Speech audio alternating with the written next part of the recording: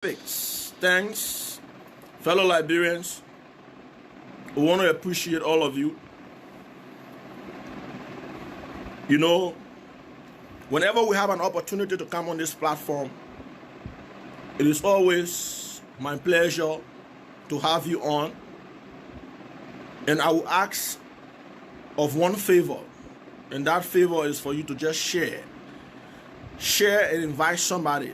Let other people be privileged to listen to what I'm about to say. Everything I'm about to say is tied to facts and truth-telling. For us on this platform, Voices from Exile with Martin K. and Kollie, we deal in truth-telling and facts. That's why we spend hours researching to dig out the facts and come to you with these facts. So it is indeed too sporadic. Thanks for joining us. Davidson Torman, Mambenu Harris, Aaron Lucia Chodbo Kote. Thanks to all of you, J. Emmanuel Ziket Jr. Hey, my sister, Clara K. Mala from way there in Yekepa. Thanks for joining us. Va Malastu Sion, Benjamin Yimpe. Thanks to all of you for joining us. We appreciate your time and your contribution to this podcast. So, fellow Liberians, today is yet another edition of the podcast, Voices from Exile with Martin K. and Kollie. And it is good you are on because we have a lot to say today. This is the April 3rd edition of the podcast, Voices from Exile with Martin K. and Kollie. We come on tri-weekly, every Monday, every Wednesday, and every Friday at 7:30 p.m. Liberian time.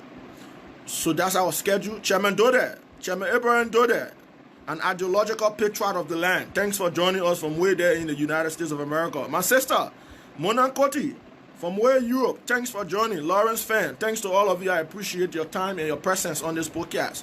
Swar Romeo, Sonny, Gaga, thanks to all of you. Hey, my brother, Steve Boley, thanks for joining. So basically today we have 4 issues to talk about. 4 pertinent issues that is tied to the survival and destiny of the country. 4, just 4, as you can see on your screen. We will be asking a major question. Where is President Weah? Where is Fatu Sheriff Smith from Germany? And we'll be telling you why the repetition, the professional repetition of Dr. Mosoka Fallah is at stake. We will be telling you, those of you who know Dr. Mosoka Fallah, share this video with him. His repetition is at stake. His repetition, his professional repetition is at stake. He is compromising his ethics and canons to protect the interests of politicians. And he needs to stop. We'll also talk about that on this platform. The second thing we'll talk about, we'll ask another question.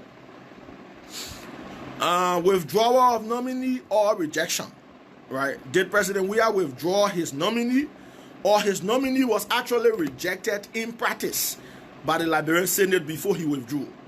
We will answer that question for you. We will also tell you how Chief Justice Francis Korkpoh is one of the enablers of this Nigerian fraudster. Chief Justice Francis Korkpoh must be held accountable as well for enabling this Nigerian con artists who duped our system for more than 20 years. I will tell you why should Chief Justice Francis Korkpoh, why he should be held accountable. I will tell you why President Weah as well, he should be held accountable. I will tell you who all should be held accountable. In the case of Dubuisi, I will tell you who all enabled Dubuisi to fraudulently and criminally beat our system. I will tell you. The third thing we'll be talking about, electoral reform. Electoral reform is a must, and this is why I think I will give you a composition of how the National Elections Commission should be in modern day democracy around the world. In modern day democracy, I will give you the composition. I will suggest to the legislature, to the executive and the judiciary, pertinent to how the structure, the composition of the National Elections Commission should actually be. Hence, I will be calling for an immediate electoral reform.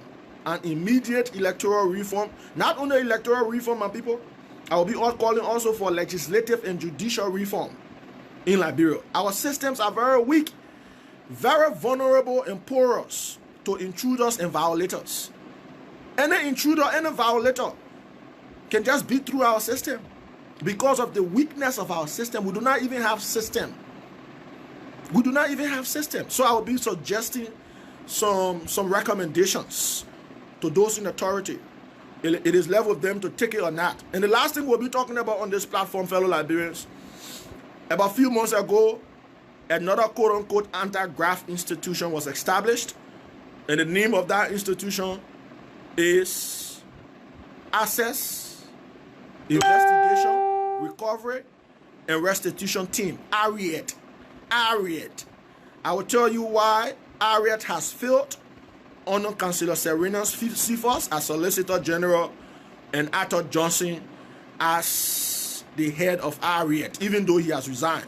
I will tell you how he was operating illegally as well, and the amount given them to recover assets, even though they did not recover any asset. They did not recover any asset. They did not recover a dime. They did not recover no tangible assets or intangible assets, nothing at all. But they received more than 100,000. They were calling for 2.1 million to recover an assets, costing around 4.6 billion. They called for 2.1 million to recover a 4.6 billion assets. The government gave them more than 100,000 United States dollars, and they could not even recover a dime. A dime, I'm telling you, Liberians. So these are the 4 issues we'll talk about today. So I just want us to begin with the first issue, which is linked to the office of the presidency. Fellow Liberians, about 2 days ago, this is a breaking news. I already broke the news yesterday on my page. Go on my Facebook page. You will see the exchanges between my source of information and I. We converse. His or her identity is unknown. Reason is to protect him or her and to ensure that the doctrine of confidentiality is upheld. So I'm not going to tell you who gave me this information. I'm not going to tell you my source, but all of my sources are always credible. Before I put any information out there, I myself can investigate thoroughly because I respect my character. I respect my reputation. So today we'll be telling you more about the coronavirus debacle, dilemma. But the first thing I want to say to all of you witnessing this podcast, President Weah, the head of state of the Republic of Liberia, is currently under surveillance. The head of state of the Republic of Liberia is currently under surveillance. And why is he under surveillance? Because he came in contact with his special friend he invited from Germany. Her name is Fatu Sheriff. All of you are aware. Like 2 weeks ago, specifically on the 17th of March, I broke this news about President Weah inviting his special friend, quote unquote, from Germany. Her name is Fatu Sheriff. She is a resident of Zurich, Germany. When President Weah invited Fatu to Liberia, at that time, Germany was one of the hottest zones of the coronavirus epidemic. Are you listening to me, fellow Liberians? When President Weah invited Fatu from Germany to Liberia for whatever reason, I don't know, but they have been friends since 1995. I posted another photo to prove that. You know, President Weah invited Fatu to Liberia since the 16th of March 2020. She boarded the plane from Germany, passed through another hot zone, Belgium, and came directly to Liberia. She was picked up from the airport by the presidential aide of His Excellency George Manem Bakugbe Weah. She defied all protocols, health protocols and measures at the airport simply because of her connection to President Weah. You see how the people are risking our lives, fellow Liberians? You see how these people are risking our lives? When I raised the alarm about Fatu Sheriff, a lot of you are aware. Nobody could listen to me, not even health workers. Their decision was being influenced by higher ups, especially President Weah, because of the special contact and connection Fatu has with the president. So she was now placed on a self-quarantine. She was now placed. After almost 3 weeks, Fatu has been tested positive That's the breaking news. Fatu has been tested positive by health workers. You know why Dr. Mosoka Fallah could not call the names of those other 3 confirmed cases? You know why Dr. Mosoka Fallah could not call the names of those other 3 confirmed cases, fellow Liberians? Because Fatu is involved.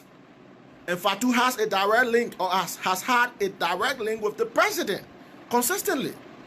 So an attempt to name Fatu as one of the 3 confirmed cases, it means that you are also pointing the spotlight on the president, because the president was the one who invited Fatu, his special friend, to Liberia from Germany.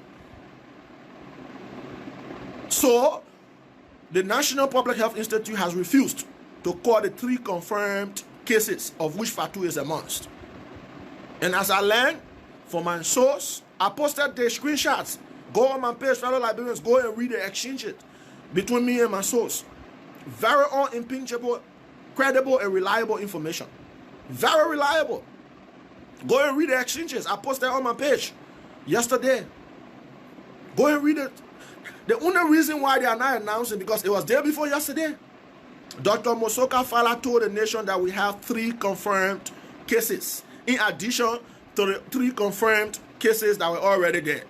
Nathaniel Blama, Johnny Phillips, and Linda Ross. Initially we had 3 confirmed cases, right? Dr. Mosoka Fallah last 2 days ago announced that we have 3 additional confirmed cases. He didn't call names, but for the first 3 confirmed cases, he called their names. The second 3 confirmed cases, he decided not to call names. And the reason why he's not calling names, because Fatu Sheriff, the special friend of the president who was invited from Germany to Liberia by the president himself, has been tested positive. And because of her contact to the president, when she came from Germany, the president has also been placed on a quarantine, my people. You see how the people are risking our lives? The lives of our people back home? You see how the people are risking the lives of our people back home, fellow Liberians? I'm giving you credible info, very credible. This information is 100% credible. And I trust the impeccability of my source. I trust the reliability of my source. I challenge them to call the names of the 3 new cases, 3 new confirmed cases. I challenge them. They were not. Since day before yesterday, join me to ask them to call the names of those other 3 confirmed cases, my people. Dr. Mosoka Fallah's repetition is at stake. Dr. Wilhelmina Njala's repetition is at stake. Dr. Ketia's repetition is at stake. Those of you who know these 3 doctors, inform them that their professional reputation and character is at stake. And we are watching with eagle eyes. If they could name the first 3 confirmed cases, why they can't name the other 3 confirmed cases? Why they can't name these other 3 confirmed cases? Dr. Fallah needs to be very careful. Share, he's on Facebook, share this video with him. He needs to be very cautious of the fact that we are watching every trend along the way. Because this has to do with the survival of our people. This has to do with the safety, the security, the health, the well-being of our people. Like I said, from the very beginning, I started raising alarm against the hypocrisy of health workers and the government. I said my intent, my overriding intent, is for no Liberian to fall prey to this global pandemic called COVID-19. That's my overriding motive. So I will not sit here for Dr. Fallah to be parading in hypocrisy and dishonesty. You call the name of Nathaniel Blama. You call the name of Johnny Phillips. You call the name of Linda Ross. What is stopping you from calling the names of these other 3 confirmed cases? Is it because Fatu Sheriff, the special friend of the president, is one of those tested positive of the virus? What is there to hide, Dr. Mosoka Fallah? What is there to hide, Dr. Mosoka Fallah? Those of you who are witnessing this podcast, just hit the share button. That's all I need you to do for me. Dr. Mosoka Fallah needs to hear this. His reputation is on the line. His character is on the line.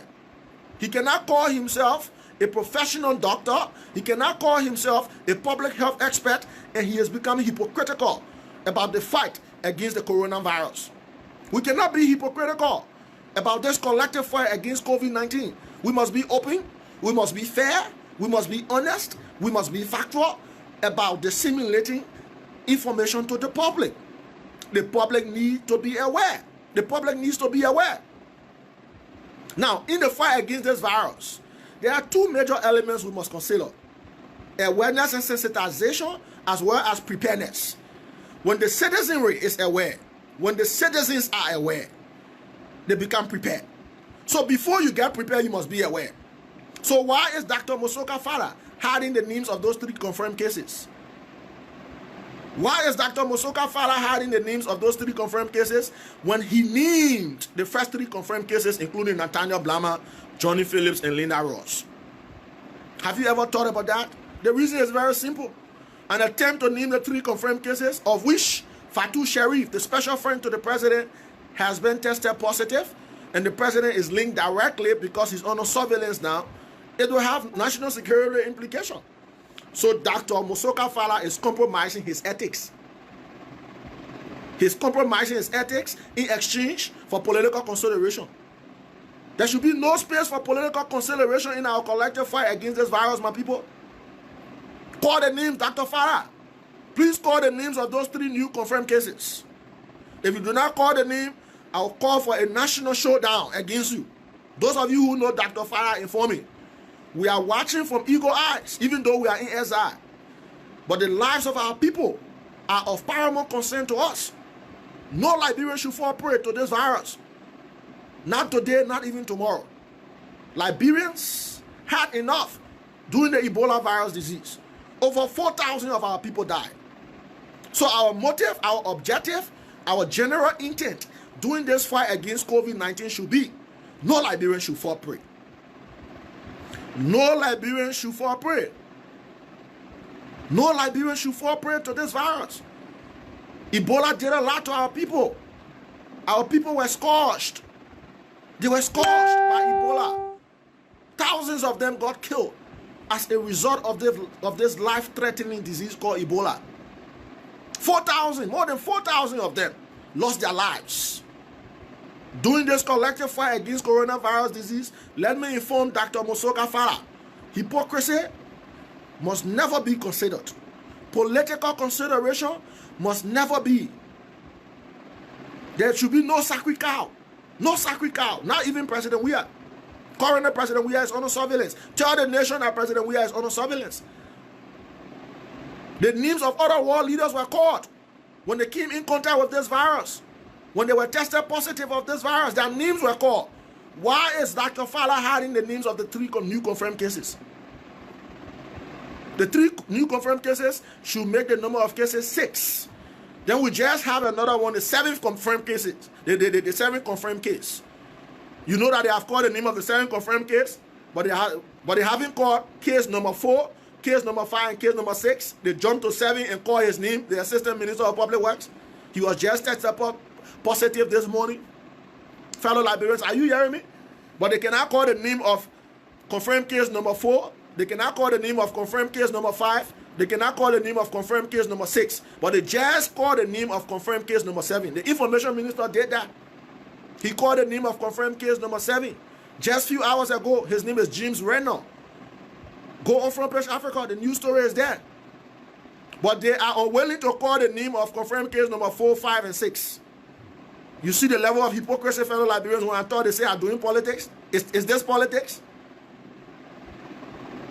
Is this what you call politics, fellow Liberians? Those of you witnessing this podcast, tell me. Those of you who are witnessing this podcast, you tell me whether this is politics. This is about the national interest. This is about the people's interest and welfare. Protecting public interest and welfare. That's my job. It is my job to protect the Liberian people from danger, especially during these very tragic and troubling times of health crisis. Global health crisis at that. So when I see something that is not going right, I will talk it. I will talk it. No matter what the circumstances are. Currently, we have 7 confirmed cases, fellow Liberians. We only know the names of 4. Is it fair? We don't know the names of 3. We only know the names of 4. Tell me whether it's fair. Why are they hiding the names of the remaining 3?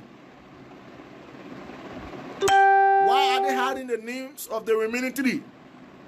Hey, Mother Levy Thompson, welcome. Edwin Sheriff, thanks to all of you for joining. Emmanuel Gomayen, thanks. Patrick Kekula, thanks to all of you for joining. Why are they hiding the names of the other 3? You tell me, fellow Liberians. You only know the names of 4 confirmed cases. But actually, there are 7 confirmed cases. They have only named 3, and they are hiding the names of the... They have only named 4, they are hiding the names of the other 3. Dr. Mosoka Fallah, this is a message for you. Those of you who know Dr. Mosoka Fallah, he's on Facebook.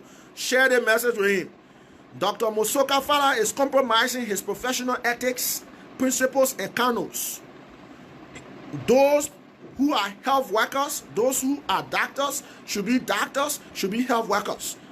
And there are set principles. They usually take oath. Dr. Mosoka Fallah is undermining the oath he took. And he needs to know this. He needs to protect President Weah, to protect President Weah's fine against the interests of the nation. Let me just remind Dr. Fallah about what 3 doctors did during the Ebola crisis. They didn't compromise their health ethics. They didn't compromise their health ethics. And I want to pay homage to Dr. Jared Brown during the Ebola crisis. Dr. Jared Brown is currently the chief medical officer at the John F. Kennedy Hospital. He didn't compromise his health ethics, his professional canon. He didn't compromise like Dr. Mosoka Fallah is doing now. Dr. Jared Brown during the Ebola crisis stood his ground. He stood his ground and kept by his ethical principles. As a result of that, the international community awarded him. He received an accolade from the international community for demonstrating professionalism and high ethical standards. I want to name another doctor. His name is 3 doctors who were awarded by the international community for demonstrating during the Ebola virus disease crisis. Now, another doctor I want to call, his name is Dr. Gabriel Gobi. He's called Ebola Hero. He is currently the Assistant Minister for Curative Services at the Ministry of Health. He stood by his ethics as a professional doctor. He stood by his ethics. He didn't behave like Dr. Mosoka Fallah, who doesn't want to call the names of the remaining 3 confirmed cases, but he has called the names of the 4 confirmed cases. Dr. Gabriel also received international accolade. I also want to remember Mr. Toba Niswa. He didn't compromise his professional ethics as a public health expert. And you saw the international accolade he also received. 3 doctors, 3 professional health workers during the Ebola virus disease. They did not compromise their professional ethics. As a result of that, they were showered with accolades and laurels from Liberia as well as the international community. Dr. Mosoka Fallah is leading the fight against this virus, and he's compromising his ethics. He doesn't want to call the names of the 3 confirmed cases. Just be aware, Dr. Fallah, we are aware. We are aware that Fatu Sheriff, the special friend to President Weah, has been tested positive, and you do not want to call her name because you have been mandated by the President not to. You have been mandated by the Minister of Presidential Affairs not to call her name because of her direct link to the President, because she was invited directly by the President from Germany to Liberia. We are aware. Just know that we are aware, Dr. Fallah. Why you do not want to call the names of those 3 confirmed cases? Probably the President could be one of them because he's under surveillance currently. Samuel Toy is also under surveillance. We are aware. We are aware, fellow Liberians. If you could call Nathaniel Blama, a government official, the director, executive director of the EPA, Environmental Protection Agency, if you could call his name, who is Fatu? Fatu is an ordinary German, a naturalized German-based Liberian. She's not even a government official. If you could call the name of a government official, what about Fatu? What is there to her? What is there to her, Dr. Wedomino Jala? What is there to her? Dr. Mosoka Fallah, 2 of you are leading this fight. Dr. Kete, what is there to her? If you could call the name of a government official, a senior government official like Nathaniel Blama of the Environmental Protection Agency, why not call the name of Fatu? Why are you hiding your name? Why you call case 1, case 2, case 3, and case 7? You jump over case 4, case 5, and case 6. Why? Why you have to do that? Your reputation is on the line, Dad. And I'm going to raise this debate against you going forward. I'm going to let the Liberian people know that you've compromised your ideals, your professional ideals and ethics. I'm talking about Dr. Mosoka Fallah. If you know him, tell him. Tell him. Tell him. There should be no time here for political expediency. We're talking about health crisis. Not because the girl is linked to the president, so you cannot call her name. You know why people call people's names, fellow Liberians? Let me tell you why people call people's names. 2 reasons. Number 1, for the purpose of contact tracing. Because if I know Fatu is positive and she's linked to the president, and I know the president, I will not go around the president. That one reason. I will not go around the president because Fatu had direct link with the president. So I will be very precautious or preventive. If somebody has the disease and this person had come in contact with another person in my community, I will not go around that person in my community because that person had been in contact with the person who had come down with the disease. That's why it is important for you to call the name. Number 2, for the purpose of contact tracing, because the community could also help you to tell you who all Fatu came in contact with in her community. Since she came to Liberia from Germany. Fatu came in contact with the presidential aide. Fatu came in contact with the Minister of State for Presidential Affairs. Fatu came in contact with the president and other high government officials. So why are you hiding her name? We need to know so that you can begin a robust contact tracing process to trace all of those people Fatu came in contact with. It will be better for us if we do it faster. It will be better for us if you call the name now and we begin to trace people who Fatu came in contact with, because she came to the country since March 16. She came to the country since March 16. This has got nothing to do with confidentiality. I hearing people talking about confidentiality. I hearing people talking about stigmatization. But this was the same doctor, Dr. Mosoka Fallah, who called the names of other people. At that time, he didn't know about confidentiality and stigmatization. The Deputy Minister of Information talking about confidentiality and stigmatization. Oh, but Dr. Fallah called the names of Nathaniel Blama. The first case, he called the name of Johnny Phillips. The second case, he called the name of Linda Ross, the 62-year-old Liberian woman. The third case, he has also called the name, they have also called the name of Jean Renner, the Assistant Minister for Planning and Program at the Ministry of Public Works. 4 names, but they are hiding 3 names. So they called those 4 names. They didn't know about confidentiality. They didn't know about stigmatization. You see how the people are behaving, fellow Liberians? When I'm talking, then you say I left politics. Are politics here? They are putting the lives of our people at risk. They are putting the lives of over 4.5 million people at risk. The president is under surveillance. It was the president who brought this girl from Germany. At that time, Germany had more than 13,000 confirmed cases. When I raised the alarm, they say, oh, the president doesn't have contact with the girl. Until I posted 2 different photos of the president and the girl. On one of those photos, the girl is sitting down on the president's lap. Go on my page. Go on my page. The photos are there. For me, I don't just talk. Oh.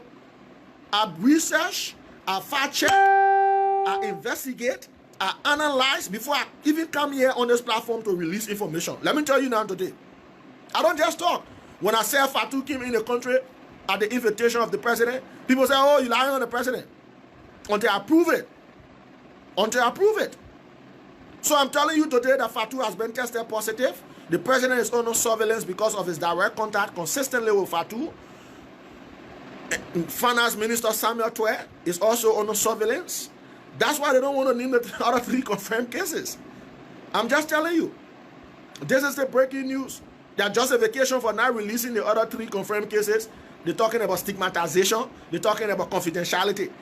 But you call the name of Nathaniel Blama, one of the most senior government officials. You call his name. Fatu is now a government official. No. She's not a senior citizen. She's a citizen of Germany, a resident of Munich, Germany. She's not even a Liberian. She's a natural born Liberian, but she naturalized. She naturalized in Germany. So if you could call the name of a senior government official, why not Fatu? If you could call the name of another Liberian, Johnny Phillips. Weah and Fatu. If you could call the name of Linda Ross, the 63-year-old Liberian woman who was tested positive. Weah and Fatu. If you could call the name of an assistant minister of government from the Ministry of Public Works. He's the assistant minister for planning and programming. His name is James Renner. If you just called his name a few hours ago, why you didn't call the names of the other 3 confirmed cases 2 days ago and even up to now? My people, are you listening? Are you listening, my people? Just hit the share button. Share this until it reaches the decks of Dr. Mosoka Fallah and Dr. Wilhelmina Njala of the Ministry of Health. They need to know this, that we are watching with eagle eyes. They cannot compromise the health and interests of our people in exchange for political consideration or political expediency. They cannot do that. Other world leaders are being named, especially those who have been tested with the virus. They have been named. Their names have been called. Their names have been called. There is nothing here. There is nothing here about stigmatization or confidentiality. And let me tell you why. Let me tell you why there should be no case or there should be no argument about confidentiality or stigmatization. The reason is very simple. The virus, COVID-19, has been declared as a global pandemic. At first, it was just a virus. Do you know what it means when WHO, the World Health Organization, the UN agency responsible for public global health, do you know what it means when World Health Organization announces to the world that this virus is a global pandemic and we are in a global health emergency? Do you know what that means? That means it has gone out of hand. Therefore, the world should unite to fight this virus. So it's no longer about stigmatization or confidentiality. It becomes a global issue. That's why world leaders, celebrities, world-class citizens are being named. People who have been tested of having COVID-19, their names are called. There's nothing about stigmatization or confidentiality yet. We've passed that stage because the virus has been declared a global pandemic. The virus has been declared a global pandemic. And we are in a global health emergency according to the WHO. So there's nothing to hide here. And one of the ways to get our people prepared is through awareness. The people must be aware about those cases, the names of those cases, so that they can avoid contact with all of those confirmed cases came in contact with. With all of those, the confirmed cases came in contact with. So like I said, there are 2 reasons why names are important to be called. 2 reasons. Number 1, for contact tracing. Because the community could just help you to tell you who all Fatu came in contact with. And number 2, for the people to be aware and take precaution because they know who Fatu came in contact with. Are you understanding the line of logic, fellow Liberians? Y'all join me and call Dr. Mosoka Fallah to name the other 3 confirmed cases. Share this video, fellow Liberian, please. Please share this video. These are troubling and tragic times. You cannot place political consideration over the national interest. You cannot place political consideration over the interests of the people, the health interest and welfare of the people. No. Why are you mutilating your character, Dr. Fallah? You were once a professional health worker, a public health expert, trained in the United States of America. Why should you reduce yourself to political expediency and political consideration simply because you want to protect the interests of President Weah? Why, Dr. Fallah? I thought we agreed fundamentally from the beginning that there will be no sacred cow in our collective fight against this virus. I thought we agreed everyone should to those basic health protocols and measures. I thought we agreed, Dr. Fallah, principally, that selectivism will find no space in our collective fight against this virus. I thought we agreed not to be biased. I thought we agreed not to be partial. I thought we agreed not to demonstrate prejudices. I thought we agreed, Dr. Fallah. I'm disappointed in you to be protecting the presidency and other higher ups. And you inform me that the Liberian people will have 3 new confirmed cases. What are the names of the 3 new confirmed cases? Like you did the first 3. You call their names. You call their names. So I just want to inform you that we are watching, Dr. Fallah. And here are the names. I'm going to name them again. Number 1, Nathaniel Blama. Number 2, Johnny Phillips. He was the 2nd confirmed case. Number 3, Lena Ross, the 10th confirmed case. Number 4 is unknown. Number 5 is unknown, no name. Number 6 is unknown. Number 7, James Renner, Assistant Minister for Planning and Program at the Ministry of Public Works. I want to call on health workers as well to shut down the Ministry of Public Works because it is a risky zone. James Renner has been going to work, interacting with a lot of people at the ministry. They need to carry out robust contact tracing. James Renner, the 7th confirmed case. The 7th confirmed case. He has been interacting with people at the Ministry of Public Works. So shut down Ministry of Public Works, and even the minister has to go on a quarantine or surveillance. Minister Maputo Yimpa has to go on a quarantine or surveillance because he has been interacting with this assistant minister who has been tested positive of the virus. So you see what is happening? You see how the people are risking the lives of our people, fellow Liberians? They're talking about confidentiality. They're talking about the doctrine of stigmatization. When did you get to know? When did you get to know? When you just call another confirmed case name. When you just call the name of another confirmed case. Just a few hours ago, the Ministry of Information, Eugene Nangwe, announced to Liberians in the world that the 7th confirmed case is Jim Renner, Assistant Minister of Public Works. So when did you get to know that confidentiality is an issue? When did you get to know that stigmatization is an issue? There is nothing stigmatizing here. The virus has been declared a global pandemic by the World Health Organization. There is nothing stigmatizing here. There is nothing confidential here. There should be nothing confidential, especially when it comes to calling names of those who have been tested positive. You're talking about confidentiality. Let me just give you some information, fellow Liberians, about world leaders whose names have been called. Let me just give you some information. Listen. World leaders, people who are more than Fatu, people who are far more than Fatu in terms of economic status, in terms of political status, in terms of social status, people who are far beyond Fatu Sheriff, the special friend of the president. Let me name them, people who have been tested of the virus, world leaders. World leaders, you're talking about stigmatization.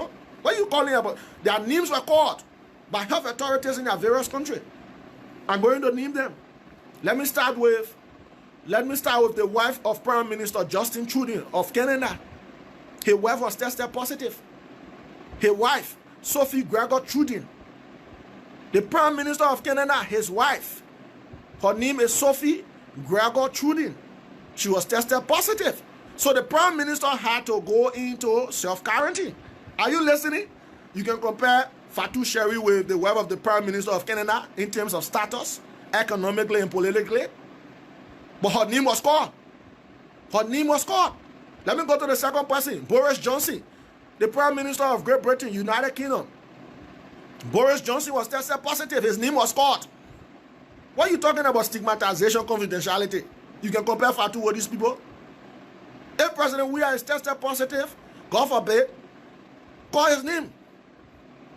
Because he came in contact with Fatu, who has been tested positive. It's confirmed that Fatu is tested positive of COVID-19. And he invited Fatu to the country from Germany. So what is big about calling President Weah's name? What is big about calling Fatu's name?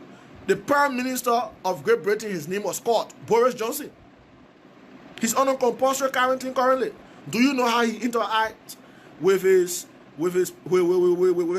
cabinet? He has been having meetings with his cabinet while he's in quarantine through Skype.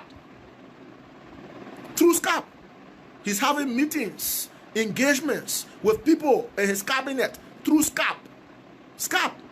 Because he was tested positive of the virus and his name was called. Let's go to the next world leader. Nandi Doris, the Deputy Minister of Health for Great Britain, tested positive of the virus. I'm calling world leaders' name. Then you don't want to call the names of the other 3 confirmed cases, that of Mosoka Fallah. Are you killing me? Why will you reduce your professional ethic to political consideration? I'm disappointed in you, Dad. I'm disappointed. I'm disappointed. Let's go to the next world leader, General Jalofok Mika, General Mikal is the commanding general of the U.S. Army in Europe.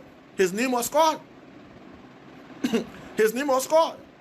I'm naming war leaders, high-class war citizens, whose names were called. Then you say you telling, or you can call the names of the other 3 confirmed cases because of stigmatization and confidentiality. Fellow Liberians, are you hearing me? Prince Charles of England. I'm naming war leaders, Prince Charles of England. Let's go to the next world leader, Ali Kaba Velakati. He's the senior advisor to the supreme leader of Iran, Ayatollah Ali Khamenei. The names of world leaders who were caught, they were tested positive of the COVID-19. The senior advisor to the supreme leader of Iran, his name is Ayatollah Ali Khamenei. He was tested positive of the virus. Let's go further. I'm naming world leaders to kill their argument of confidentiality and stigmatization. Peter Dutton, the Australian Home Affairs Minister, the Minister of Home Affairs for Australia, he was tested positive of the virus and his name was called. Peter Dutton. Nestor Foster, the ambassador of Brazil in Washington. She was tested positive of the virus and her name was called. The Brazilian ambassador in Washington tested positive of the virus and her name was called. I'm naming world leaders of fellow Liberians. The German Chancellor, Angela Merkel. She's the Chancellor of Germany. After she came in contact with a doctor that was infected, she is currently on self-quarantine. Her name was called. So what is big about calling Fatu's name when she has been tested positive of the virus? Is it because of her direct connection with the president? So should this fight against coronavirus be about status, about connection, fellow Liberians? Should this be about connection, fellow Liberians? Let me name for you some celebrities whose names were called. You know why I'm doing this? To kill the argument of stigmatization and confidentiality. You cannot. Your argument would have been valid if you didn't name anybody, but you have already named some people. Then you're refusing to name other people. You joking? Dr. Fallah must name the 3 confirmed cases, the other 3 confirmed cases. That's our demand. Let me name a few celebrities whose names have been called. Number 1, Idris Elba. He's an actor. Idris Elba. His name has been called as a patient of COVID-19. Sabrina Duval. She's a model and actress. Her name has been called. Tom Hanks and Rita Wilson, filmmakers and producer. Their names have been called. Donovan Mitchell, basketballer. His name has been called. Rudy Gobert, NBA star. His name has been called. Rachel Matthews, Hollywood star. Her name has been called. Kevin Durant, NBA star. He was tested positive of the virus. His name has been called. You want to talk about stigmatization and confidentiality? This is a global pandemic. It is a global issue now. It is a global issue. So there should be no sacred cow. If there aren't sacred cows in other countries, including world leaders, what more about protecting the name, the interest of President Weah and Fatu, his friend, his special friend Fatu? It is wrong, Dr. Mosoka Fallah, you need to stop. Join me to tell Dr. Mosoka Fallah that the names of world leaders and high-profile celebrities have been called by health authorities in various countries. There should be nothing about hiding information from the public, because the public needs to be aware in order to prevent themselves. The people need to be aware in order to prevent themselves. So let Dr. Mosoka Fallah call the names of those 3 confirmed cases. This is my new debate. I'm giving Dr. Mosoka Fallah 24 hours to do that. The Liberian people must be aware about those other 3 confirmed cases. Call their names.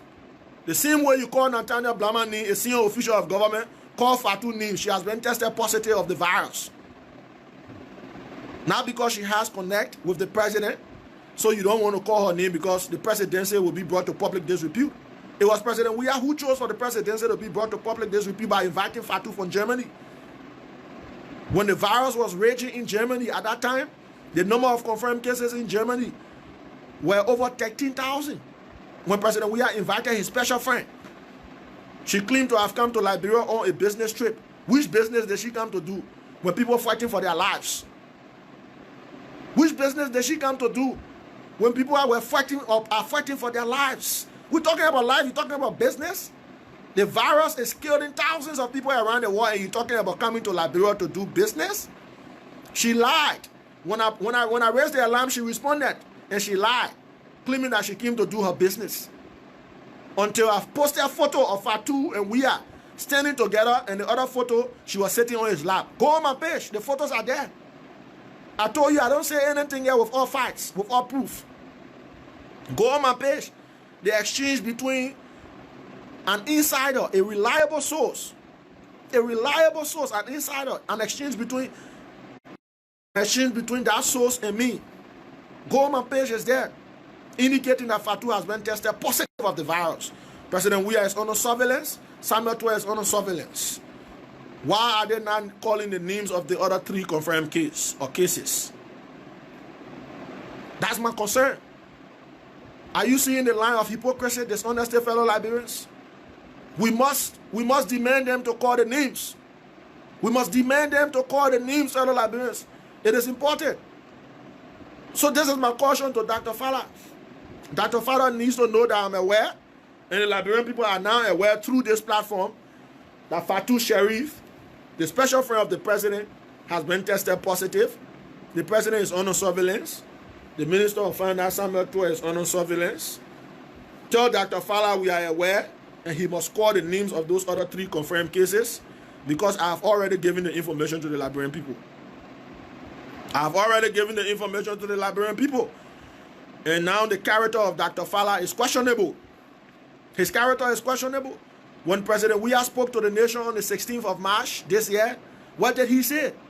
In his public proclamation, the president named 10 rules, 10 measures to fight against this virus. As part of those measures, he said there should be no travel to and from countries with more than 200 cases. Are you hearing me, Liberians? President Weah said to the nation that there should be no more than 200, that there should be no travel. No one should travel to and from countries with more than 200 cases.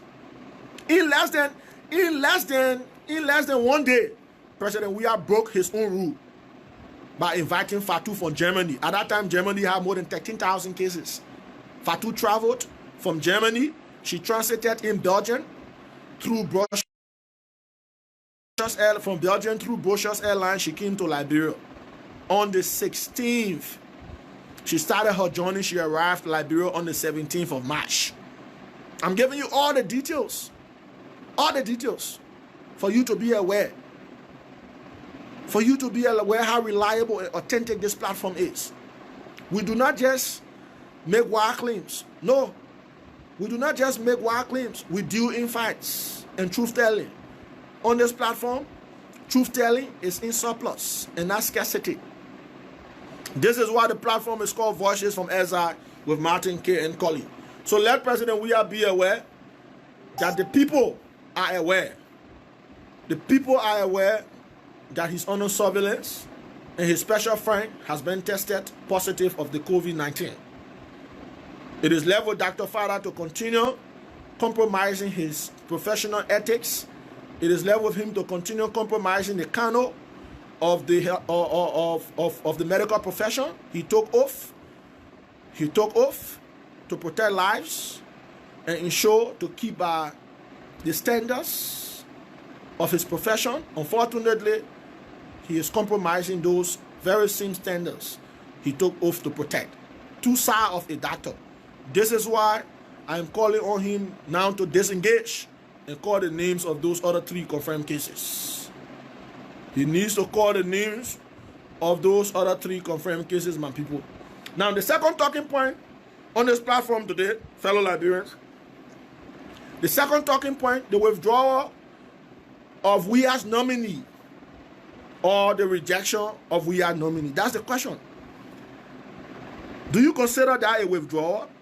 You know, you saw a release yesterday from the executive mansion indicating that President Weah has withdrawn his nominee for the chairmanship of the National Elections Commission, Dubusi Buduki, right? I just posted his national identification card on my page. Go on my page, you will see it. This guy is a fraud. On his national identification card, you know, it's really unfortunate. It's really unfortunate. President Weah has reduced the prestige of the presidency to criminality. President Weah has reduced the status, the prestige, the integrity, the impeccability of the presidency to criminality. He has reduced the presidency to criminality. It's unfortunate, fellow Liberians. Public service has been reduced to the lowest ebb on this ex-soccer star who has zero knowledge in leadership and governance. Zero knowledge. Where is the country going, fellow Liberians? Where is Liberia going? That's the question I want to ask all of you witnessing this podcast. Where is Liberia going under President Weah? How can you appoint a Nigerian fraudster? How can you appoint a Nigerian criminal called Nubusi Nwambudiki to such a strategic post of national importance without any remorse, simply because you want to have a lot of criminals around you, President Weah? President Weah likes criminal. He likes to bring criminal around him. Look at Emmanuel Shaw. Emmanuel Shaw is his most senior advisor. Emmanuel Shaw was the one who sold the Liberian aeroplane. He was the one who sold the Liberian aeroplane or airplane. This is Weah's senior advisor. Look at Weah's advisors around him. Look at Solicitor General Syrenius Cephus. He's a criminal, a petty crook. Then look at Dubusi again. He was taking Dubusi from place to place.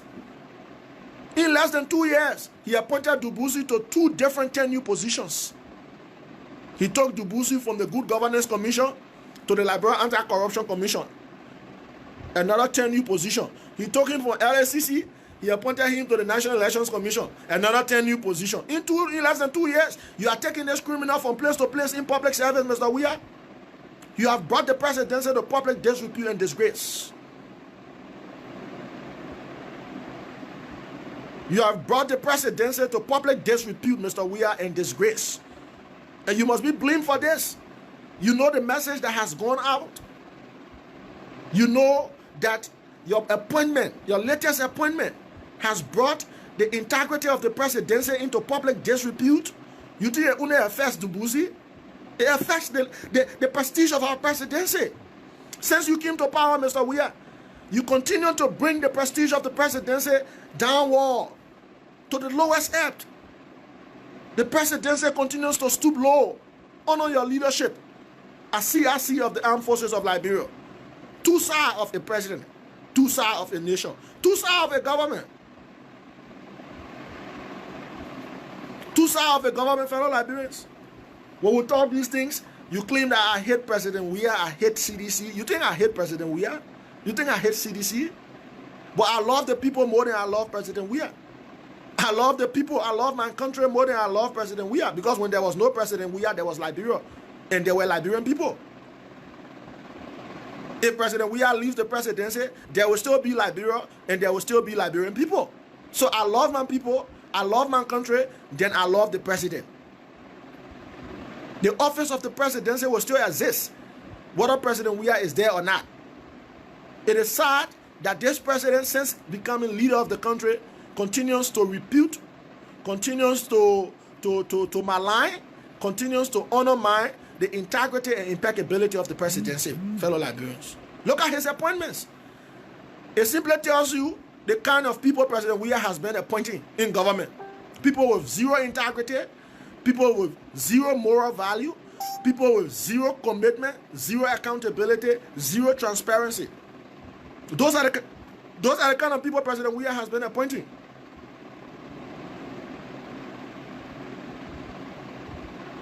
Those are the kind of people President Weah has been appointing, fellow Liberians.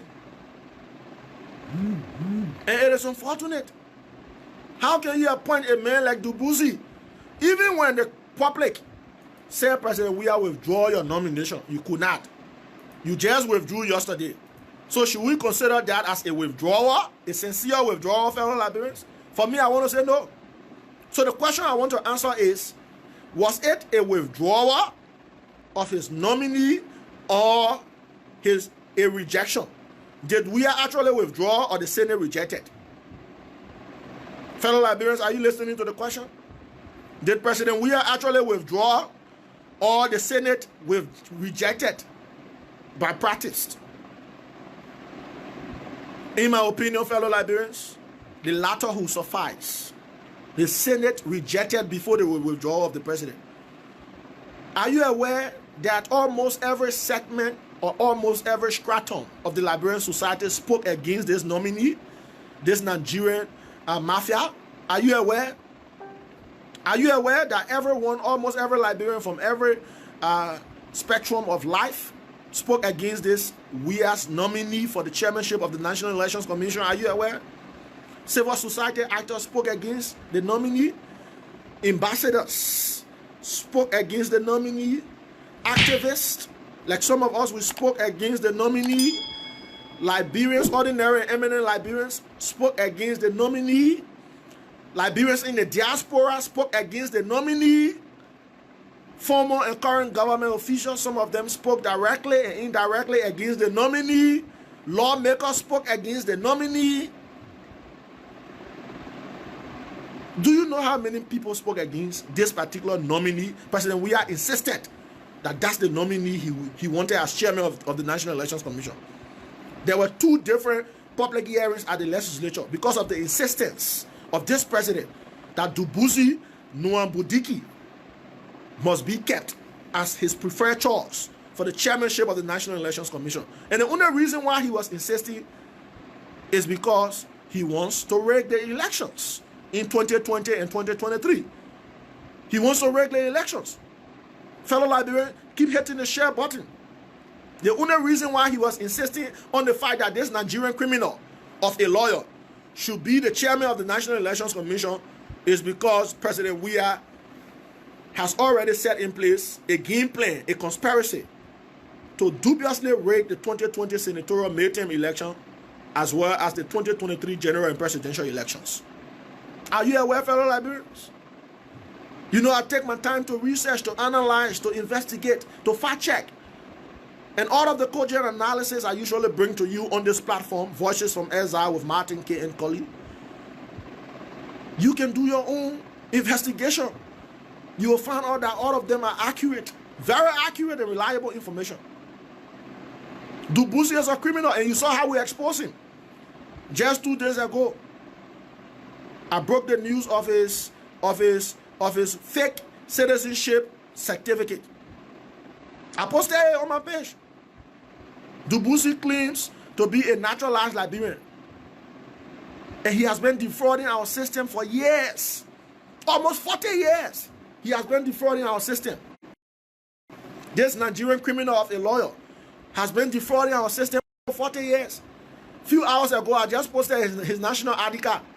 He has given us 4 different dates of birth. Go on my page, you'll see his ID card. I just posted a copy of his national ID card, photocopy of his national ID card. Go on my page, it's there. He doesn't know how I get all of these things. And none of you know how I get all of these information to post them for your consumption. None of you know. My sources are reliable. The information, the news I'm about to break again, when you hear it, you'll know that my sources are really reliable. I have international sources as well as national sources. They feed me with information every day. They feed me with accurate information, reliable information every day. So when I come on this podcast, I'm only informing you about what's happening in Liberia and out of Liberia. And I'm giving you cogent analysis based on my research, based on my investigation, and based on what I call fact-checking. So I'm telling you, fellow Liberians, that President Weah did not withdraw. You cannot call that withdrawal. In fact, we should be telling all of you thank you for putting pressure on the government, especially the national legislature through the Senate, to not even consider this Nigerian criminal of a lawyer. Thanks to all of you. I want to appreciate you. All of you witnessing this podcast, thanks. Thanks for your public pressure. You know, public perception matters in the context of good governance.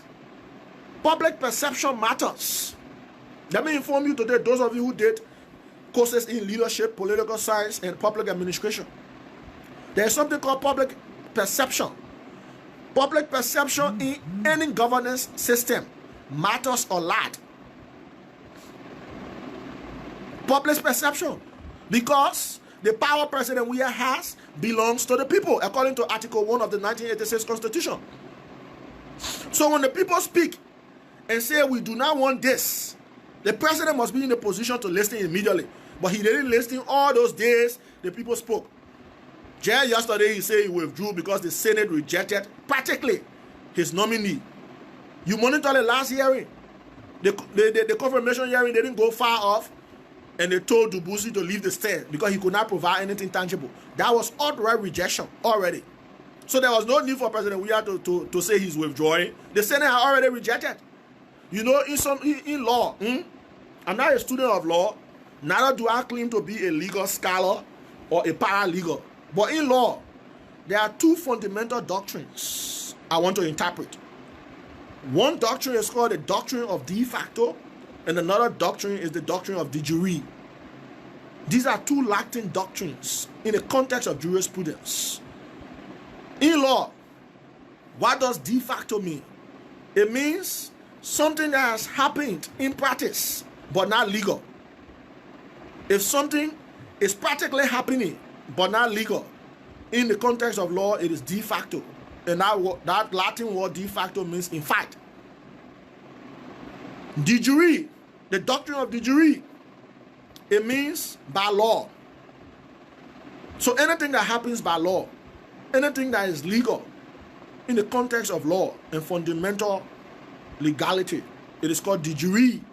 So the action of the Senate, though the Senate did not write formally to the president indicating that your nominee is rejected based on these reasons, right? But practically,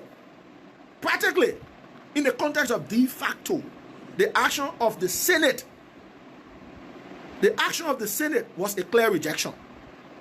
The man was speaking, justifying his case and providing reasons why he's a naturalized Liberian, when the Senate just cut the section off and said, you have no you have no proof of these things, you know, and you are inconsistent. The Senate prematurely cut the section off, abruptly cut the section off and told him to leave. He had nothing to say. Go on my page and look at his national identification card, for example. This is a guy who said he got his certificate of naturalization or his certificate of citizenship in 1982. At that time, he was 17 years of age. And do you know what our law said? According to this 1973 Alien and Nationality Law of Liberia, Section 21, go and read. The law is very clear. Before you even apply for naturalization as an alien or a foreigner of Negro descent, you must obtain the age of 21 years of age. So the man said in 1982, he got his certificate of citizenship and he was born 1965. So it means he was 17 years of age. So he was not qualified to have obtained the certificate of naturalization or to apply for naturalization in Liberia. That's the first thing. He even violated the law. And he committed a number of crimes, and one of them is perjury. He lied on an oath. But we'll come to a number of crimes he committed. I just wrote an article. You know, I've levied 5 charges, criminal charges against Dubuisi, Weah's nominee for chairmanship at the level of the National Elections Commission. Don't go away. Keep hitting the share button. I will give you 5 legal charges, criminal charges against Dubuisi Nwambudike. Don't go away, fellow Liberians. I'm telling you that what the president did calling a withdrawal is not a withdrawal. The nominee had already been rejected by the senators or by the House of Senate. Already, they told him to leave the witness stands. They told him to leave the stands because he could not justify his claim of being a naturalized Liberian. And to become chairman of the National Elections Commission, go and read the 2014 new electoral law, section 2.1. I'm being very specific with facts. I don't come on this platform and just talking here, there off my head. No. I can give you citations. I gave you sources, references, facts, and cogent analysis. Go and read section 2.1 of the 2014 new electoral law of Liberia before you become any one of the 7 commissioners, because there are 7 commissioners of the National Elections Commission, or there should be 7 commissioners. And the law says, before you even become a commissioner of the National Elections Commission, you should be a Liberian. Either a Liberian by birth or a Liberian by naturalization. But never in our history has a Liberian by naturalization served such a post. Chairman of the National Election Commission. Never. Even in the last 35 years, from 1985 up to 2017. Because from 1985 up to 2017, Liberia had 5 different general and presidential elections. We had one election in 1985. We had one election in 1997. We had one election in 2005. We had another election in 2011. And the latest election was in 2017. All of the past election commission chairs, all of the past chairmen of NEC have been natural-born citizens. None has served as naturalized citizens since 1847. So by tradition and precedence, the decision of President Weah to prefer a Nigerian criminal or a Nigerian calling himself naturalized citizen was legally inappropriate and logically inept. So let's go further. The Senate rejected his nomination and he didn't withdraw. That's a fair opinion. That's a fair opinion. The Senate rejected Weah's nominee. Weah did not withdraw. You know who all spoke against this nominee and Weah couldn't withdraw him at that time? Just yesterday, out of shame, out of disgrace, because the presidency has been brought to public disrepute. Out of disgrace, he wrote a letter withdrawing this Nigerian criminal of a lawyer who has already duped our system. He duped the system, fellow Liberians. And this is unfair. This is unfair not only to Liberia, but this is unfair to all of you Liberians, tax-paying citizens. For a Nigerian to dupe our entire system. The man has, quote-unquote, certificate of naturalization. The man has our national ID card. The man has our passport. Can you imagine? He's not a citizen, but he's having all of these documents. Our systems are weak. From the executive, the balcony of the executive, to the rotunda of the national legislature, our systems are weak. Going to the judiciary, the flow of the judiciary, our systems are weak. This is why I'm calling for an urgent legislative, judicial, and electoral reform. This process must take place now to strengthen our governance system. The executive needs to be reformed as well. We need to reform some of our laws. Those laws are archaic and inapplicable in this time and age. Fellow Liberians, are you listening? So while President Weah called withdrawal yesterday, it's not a withdrawal because the nominee, in fact, the nominee was rejected at the level of the Liberian Senate before President Weah could withdraw. So in the context of de facto, in the context of the doctrine of de facto, the nominee was rejected. Even though senators didn't do a formal letter to the president telling him that this nominee has been rejected. They were already in the process of writing the president that this nominee for chairmanship of NEC is hereby rejected. The president passed beyond them and wrote a withdrawal letter. So we are not considering your withdrawal letter, Mr. President. Because when we told you to withdraw this nominee, you refused. You insisted. The nominee went through 2 different public hearings at the level of the legislature. It was only when one of the hearings was abruptly cut off because the nominee were providing conflicting information and falsehood. That was when you withdrew yesterday your nominee, quote-unquote, for the chairmanship of the National Elections Commission. Why are you treating the Liberian people like this, Mr. Weah? He has diplomatic passport, yes. Are you aware that he has our diplomatic passport? Are you aware that he has our national ID card? Are you aware that he has documents from some of our public schools and institutions, including the University of Liberia? Are you aware? So you see how this Nigerian guy duped our entire system? Defrauded our entire system? For years, more than 20 years? Are you hearing this, fellow Liberians, especially those of you living in the diaspora?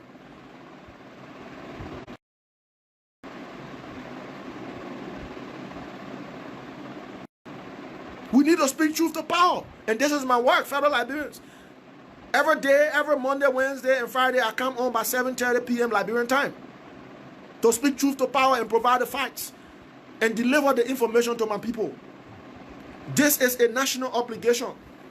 The onus is upon me to ensure that our people are not deceived, to ensure that our country doesn't move in the direction of a counterclockwise position.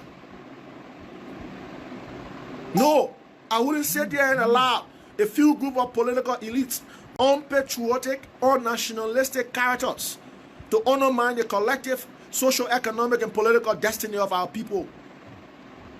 If I do this, I will be disloyal to my conscience, my country, and the next generation. Seditian King, thank you. Alicia F. Tiller, thank you for joining us. Frederick Johnson, Tata Saul, thanks to all of you. You know how crucial and critical elections are? You know the National Elections Commission can lead a country to crisis, can lead a country to war, or can maintain peace. Are you aware? You are bringing a Nigerian criminal to rig the election for you because you have become unpopular in less than 2 years as a result of greed, corruption, nepotism, patronage, sectarianism, tribalism. That's who President Weah is. He is a tribal bigot. Look at high positions in government. They are occupied by his kinsmen and women.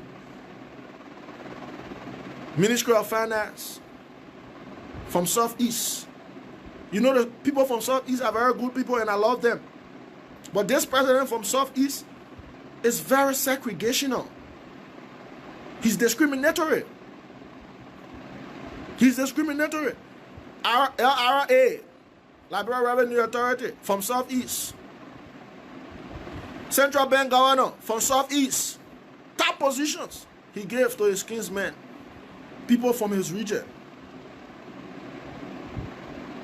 Instead of distributing positions on the basis of geographical balance, he gave position directly to people who are loyal to him. Look at the Minister of, let's go to his Minister of Post and Telecommunications, Southeast.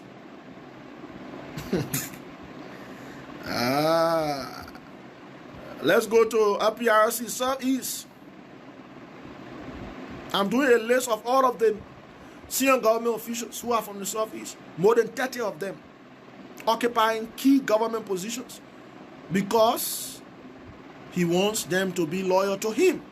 He doesn't want to do the right thing. Because he doesn't want to do the right thing, he often brings loyalists, sycophantic loyalists. He often brings criminals around him. That's who President Weah is. That's who President Weah is. That is his genetic makeup. That is his genetic makeup, man, people. Look at what he was going to do to us. Look at the Nigeria he preferred to preside over our elections. We are going to run into crisis, fellow Liberians. Our country was definitely going to run into crisis because this is a guy who has two loyalties, even if he was a Liberian citizen. By naturalization, still he's unfit to occupy that position because of his dual loyalty or allegiance.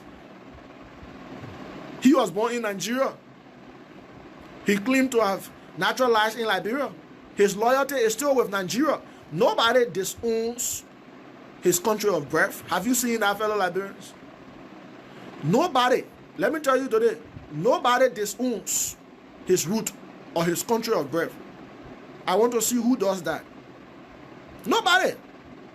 You think Dubuzi will willingly lose his loyalty to his country of birth, Nigeria, for Liberia? That would not happen, fellow Liberians. So even if Dubuisi was a naturalized citizen, the decision of President Weah to prefer him as the chairman of NEC is still wrong. It's wrong in the context of the duality of allegiance, dual loyalty. Dual loyalty. Fellow Liberians, some of you need to read Luke, not Luke, but Matthew 6:24. Matthew 6:24. Let me go biblical a bit. Read Matthew 6:24. No one can serve two masters. Either you will hate one and love the other one. I'm going biblical now, my people. Matthew 6:24. Even if Dubuisi was a naturalized Liberian, the decision to prefer him as chairman of the National Elections Commission, who had been wrong still, who had been legally unscrupulous in the context of dual allegiance. No one can serve two masters at the same time. Either he will love one and hate the other. Matthew 6:24, for those of you who are Christians. Go and read Matthew 6:24. Even if Dubuisi was a naturalized citizen, the president who had been wrong in the context of conflict of interest. Conflict of interest. Dubuisi has been the long-time legal counsel or lawyer of President Weah. He has been the legal counsel of President Weah for years. He, along with the current Justice Minister Musa Din, were the lawyers that represented the National Elections Commission and CDC against the Liberty Party in 2017. During the case filed by Councillor Bronski against NEC and CDC relative to electoral fraud. He was one of those lawyers who represented CDC and NEC. So in the context of conflict of interest, which is in violation of section 1.3 subsection 6 of the 2014 Code of Conduct, the decision of President Weah was going to still be wrong. Are you listening to me, fellow Liberians? This Nigerian criminal of a lawyer is the personal lawyer, or was the personal lawyer of President Weah for years. He was sent by President Weah along with the current Justice Minister Musa Din to represent the legal interests of the National Elections Commission. When the Liberty Party of Councillor Charles Bronski filed a legal case against NEC and CDC for electoral fraud and malpractices in 2017. This was the same man President Weah was bringing to serve as chairman of the National Elections Commission. So Dubuisi was not even fit. Dubuisi was not even fit to have served that post. And in a few minutes after this show, I'm going to publish a 20-page argument why Dubuisi was not fit. And in my 20-page argument, I considered 3 different tests. It is called the tripartite test. It is called, I posted an abstract of the paper I'm about to publish, 20 pages, justifying why Dubuisi was unfit to serve such a strategic position of national importance that was created, or that is created by law in our Constitution, Article 89 of the 1986 Constitution, and Section 2.1 of the 2014 New Electoral Law. Let me just give you the tests I managed to have run to justify why Dubuisi was unfit, fellow Liberians. Now, I ran a test called the tripartite test. After this show, I'm going to publish a 20-page argument, and I hope you take your time to read. Take your time, at your lesser time. Read my 20-page legal and logical argument. Right? Take time to read that argument. I took Dubuisi through 3 different tests, and he failed those tests. The acronym of the test is CRM. Citizenship, Integrity, and Morality. CRM. That's the acronym of the test I took Dubuisi through. It is called the tripartite test. Number 1, the citizenship test, Dubuisi failed. The morality test, he failed. And the integrity test, he failed. 3 different tests. I took this Nigerian criminal of a lawyer through, and he failed all these 3 tests. And under these 3 tests, I have 10 different contexts or parameters to justify why Dubuisi failed my tripartite test. And the 10 contexts or backgrounds are delivered in this paper, which I'm about to publish after this podcast, are citizenship dilemma. Number 2, legal logic. Number 3, international best practice. In the context of international best practice, the preferment of President Weah was inappropriate. Number 4, precedent and tradition. Number 5, expediency and public perception.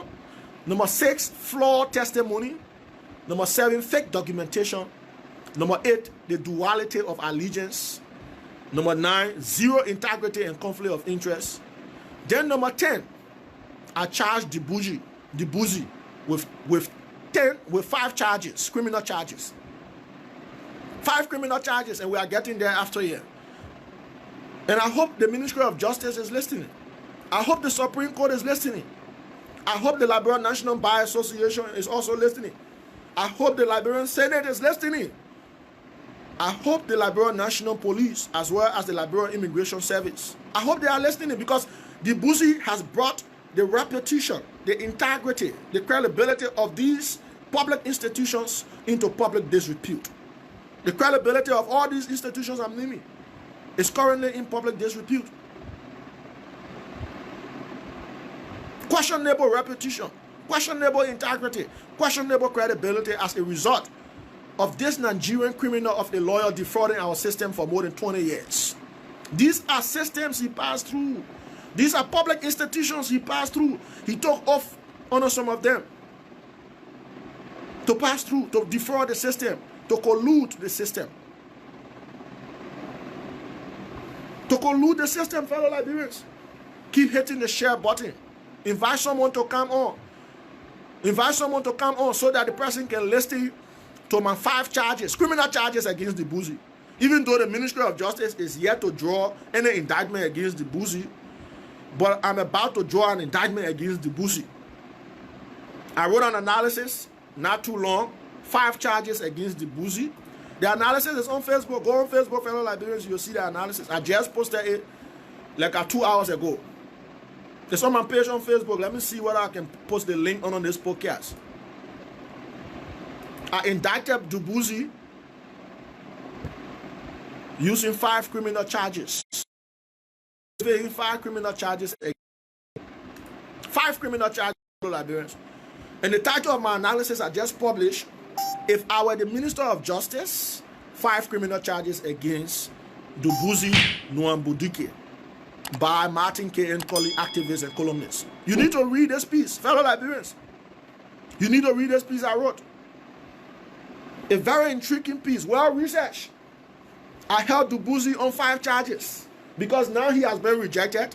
I don't want to use the word withdrawn because what the president did was just a form of mimicking.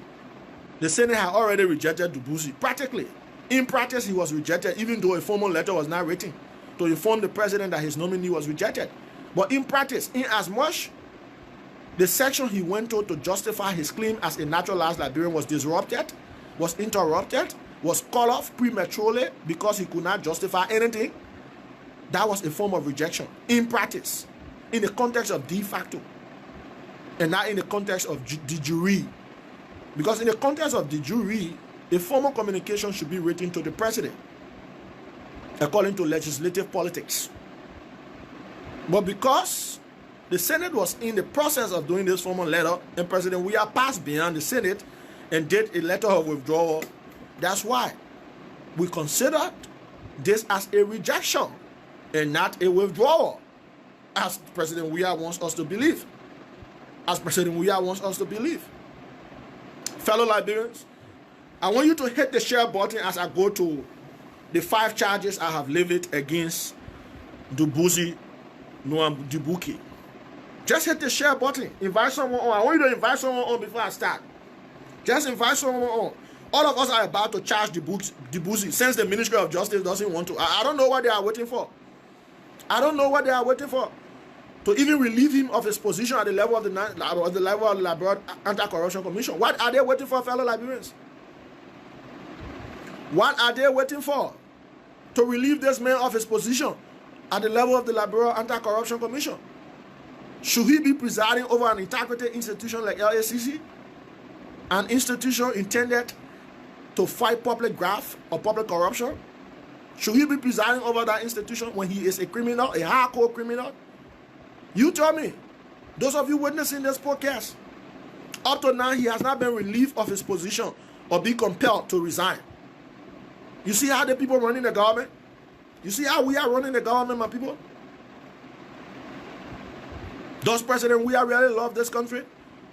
He claims to have the country in his heart. Does he really have the country in his heart, or he has the country in his foot? Does President Weah have Liberia in his heart, or he has Liberia in his foot? Those of you who witnessing this podcast, tell me today. Because all of the decisions President Weah have been taking, all of the decisions President Weah has been taking are all flawed decisions, pointing to misrule, misapplication, misappropriation, violation of our laws. Sure, Blamoto, thank you for informing us. Blamoto is saying someone hinted the president about the rejection letter. You see? So he ran to quickly write a letter of withdrawal because he had been hinted. The man should be in police custody by now, Mr. President. Why are you wasting time to arrest him? Why are you wasting time to charge him and persecute him under the laws of Liberia? For 20 years, this man got away with fraud. He beat our system.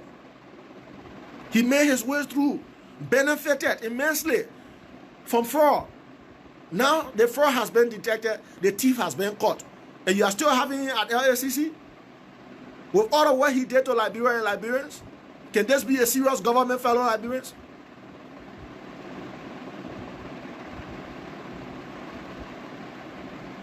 Sure, Emmanuel Jesse, de jure is by law, while de facto is in practice, right? But not by law. An act that is in practice, but not by law. That is done in practice, but not by law. Do we have a government, fellow Liberians? In my mind, I don't think so. I don't think we have a government. What we have is a shadow of a government. In my opinion, what we have, fellow Liberians, is a shadow of a government and not a government. That's why nobody takes President Weah seriously. You know why Liberia is being isolated by the war, including friendly nations? Because people still see President Weah as a mere footballer and not a president, not a head of state, because the decisions he himself takes, those decisions do not resemble decisions of a head of state. You know what it means to be a head of state? That's why I said on Focus Liberia yesterday in an interview, on Focus on Liberia yesterday in an interview, I said that President Weah mistook the executive mansion for SKD Stadium. The executive mansion was actually mistaken for a stadium. After 2 years, the president has just discovered that the executive mansion is not a stadium. Too shameful of the president to keep appointing inept, incompetent, unfit, immoral people to public offices of trust. Too shame of the president.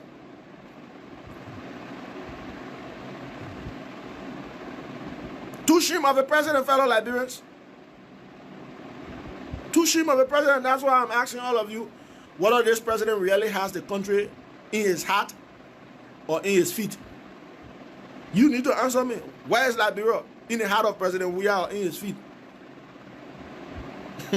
Because I don't think the country is in his heart. If the country is really in his heart, some of these bad decisions, bad precedents he continued to set will be avoided if he really loves Liberia, if he really claims to love Liberia. Some of these bad decisions, bringing criminals around you to rob the country, to pillage the resources of the country, will not be allowed if we are really lost Liberia. After 2 years, where are we? The lives of our people are declining exponentially. The lives of our people are miserable, far miserable than before. Look at the livelihood of our people. Our people have become mere beggars under this president who said he was going to empower Liberians and ensure that they take ownership of their economy. All of these promises have become unfulfilled promises. Unfulfilled promises. Where is the coastal highway? Where is the mineral resource swap? Where are the 9,000 Nigerian teachers? Where is the Twin City on Bali Island? Where are the 7 mini stadiums in 7 counties? Where are the 2,000 street lights? Where are the 400 lights on RIA Highway? Where is the estate in West Point? The estate of 200 housing units. Where is it in West Point? Where is the rehabilitation center for youth at risk? My people, you want me to name a lot of promises he made? Watch next podcast on Monday. This Monday, I will outline more than 100 promises made by Weah. He hasn't even fulfilled 2%. He hasn't even fulfilled 2%. He hasn't even fulfilled 2%. And this is shameful. After 24 months, this is the 28th month of President Weah being in power since January 2018. People are losing their jobs. Hospitals are closing. Our people are dying from curable diseases at these hospitals due to financial constraint. Some hospitals are literally begging residents of various communities to put money together to sponsor hospitals, public hospitals. Infant mortality rate is increasing. Maternal mortality rate is increasing. Our people do not have food. Liberians have become the 8th hungriest people in the world, according to the UNDP World Hunger Report. The 4th poorest as well. Why should you be poor, Liberians, when you have gold, when you have diamond, when you have a virgin forest?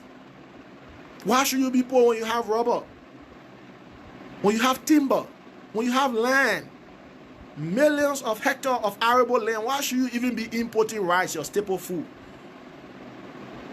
This tells you that your leaders lack vision. They lack vision. They have got a lot to learn from some African presidents like John Pombe Magufuli of Tanzania. Your leaders in Liberia have a lot to learn from Paul Kagame of Rwanda. Your leaders have a lot to learn from President Madabi of Sierra Leone. Your leaders in Liberia have a lot to learn from President Nana Akufo-Addo of Ghana. Your leaders in Liberia have a lot to learn from the president of Ethiopia. Oh yes, they have a lot to learn. They lack vision. They lack vision. They lack integrity. They lack loyalty to the nation. They lack patriotism. They lack nationalism. They love themselves more than they love the people. They love themselves more than they love the country. That's why they are looting your resources. In less than 24 months under President Weah, the net foreign reserve of the country has reduced from 152 million United States dollars to 21 million. How come, Mr. Weah? You must account, and a day is coming, all of you will account for your service. All of you will account. One day, a serious, patriotic, and competent leadership will come to power. One day, and that day is nearing, when all of you will be called to account for your misrule. That day is coming. Florence Kollie, welcome. Hey, my sister, Mona Koti. Always on. Favor highly. Thanks to all of you for joining me. This is Voices from Exile with Martin K. and Kollie, an activist, a columnist, and emerging economist. It's always my pleasure to have all of you on. We are talking Liberia. We are talking Africa and the rest of the world. We are delivering some intriguing facts and cogent analysis for your consumption. And it is always good to have you on, fellow Liberians. Whether you are in America, whether you are in Canada, France, Germany, Sweden, Holland, whether you are in Ghana, Nigeria, South Africa, whether you are in Asia, whichever part of the world you are, we want to invite you to this podcast. This is a tri-weekly podcast. We come on every Monday, Wednesday, and Friday by 7:30 p.m. Liberian time. And it is always our pleasure to have you on, fellow Liberians. Is dying. Your country is dying. The country is at the verge of.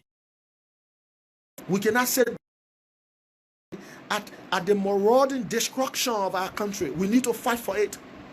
We must fight for Liberia. We must fight to rescue our nation. This is the time. I want to call on all of you wherever you are. See how our system has been defrauded by a Nigerian man people. See how. And the enablers of this fraud, I want to name the enablers, those who enabled this fraud for all these years. Chief Justice Francis Korkpoh is one of those who contributed to this fraudulent character called Dubuzi Nwambu Dibuki. Chief Justice Francis Korkpoh continues to compromise his judicial canon.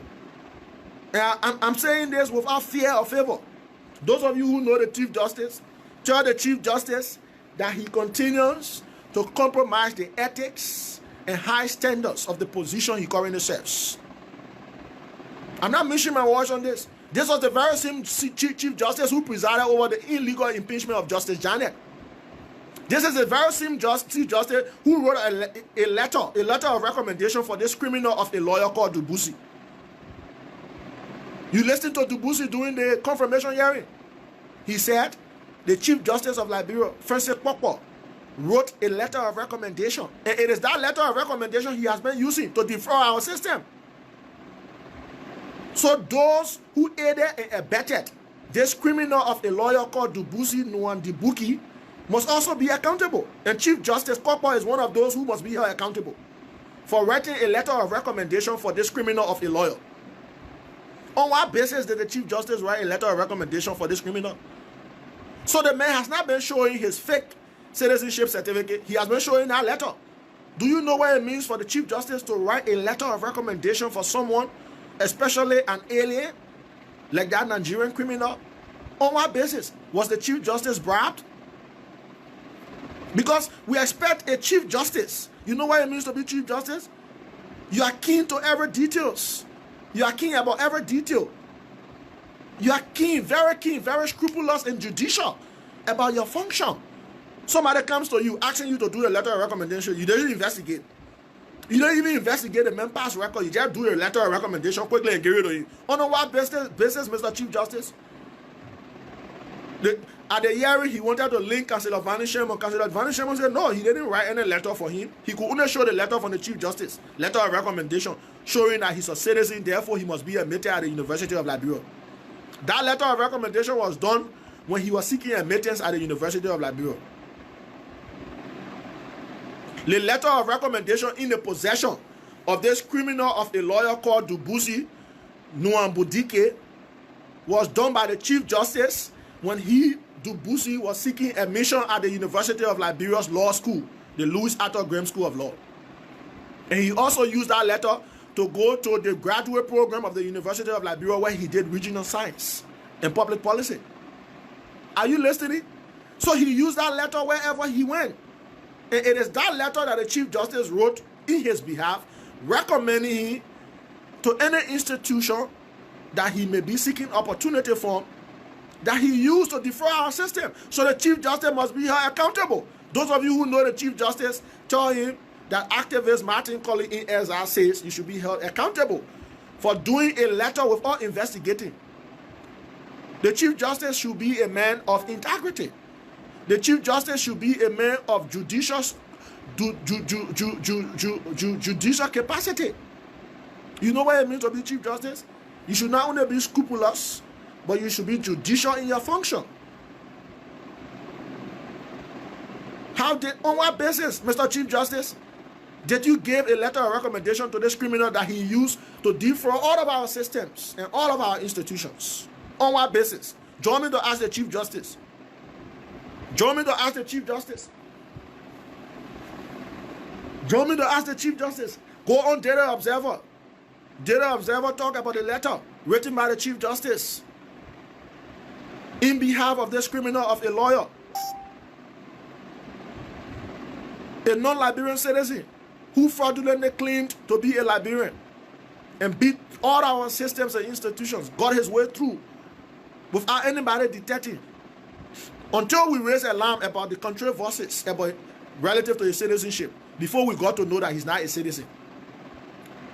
Before we got to know, the man already had our diplomatic passport. Before we got to know, the man already had our national ID card. Go on my page, I just posted his national ID card with his full name. His full name is on the national ID card. Let me call his full name because all of you only know Dubusi Nwambudike. I'm going to call his full name. The full name of this fraudster, I'm going to call his full name, fellow Liberians.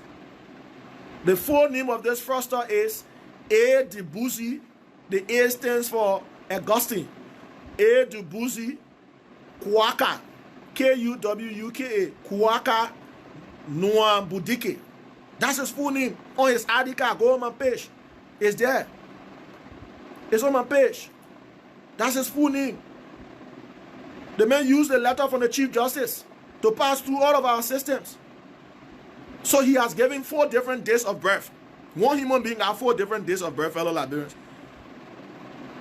Are you listening? 4 different days of birth. On the national ID card I just posted, his date of birth is February 10, 1969. On the passport he has, the diplomatic passport that he also delivered to the legislature, he has February 10, 1963. On his academic transcript from the University of Liberia, he has February 10, 1964.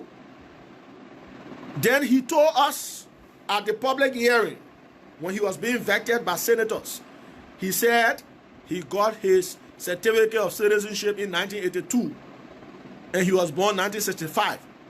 So that means the 4th day of birth he has is February 10, 1965. One man having 4 different dates of birth. You are born. Which creature in the world was born on 4 different dates? You know, the only thing Dubusi can tell me I believe it, fellow Liberian. The only thing Dubusi can tell me I believe it, that his mother is a female, is a woman. You said that anything he tell me I can believe it. The only thing Dubusi can tell me I believe it. Right? His mother, his biological mother, is a female. It's a female, that's the only thing I can believe for him. This was the man who was going to serve as your commissioner chairman of the National Elections Commission. This was the man who was going to qualify candidates. This was the man who was going to register Liberians to vote. This was the man who was going to determine who votes, who doesn't vote. Please do not call me. I'm on a podcast. Usually I'm on this podcast. Seditious can be calling me to disrupt the podcast. Please stop.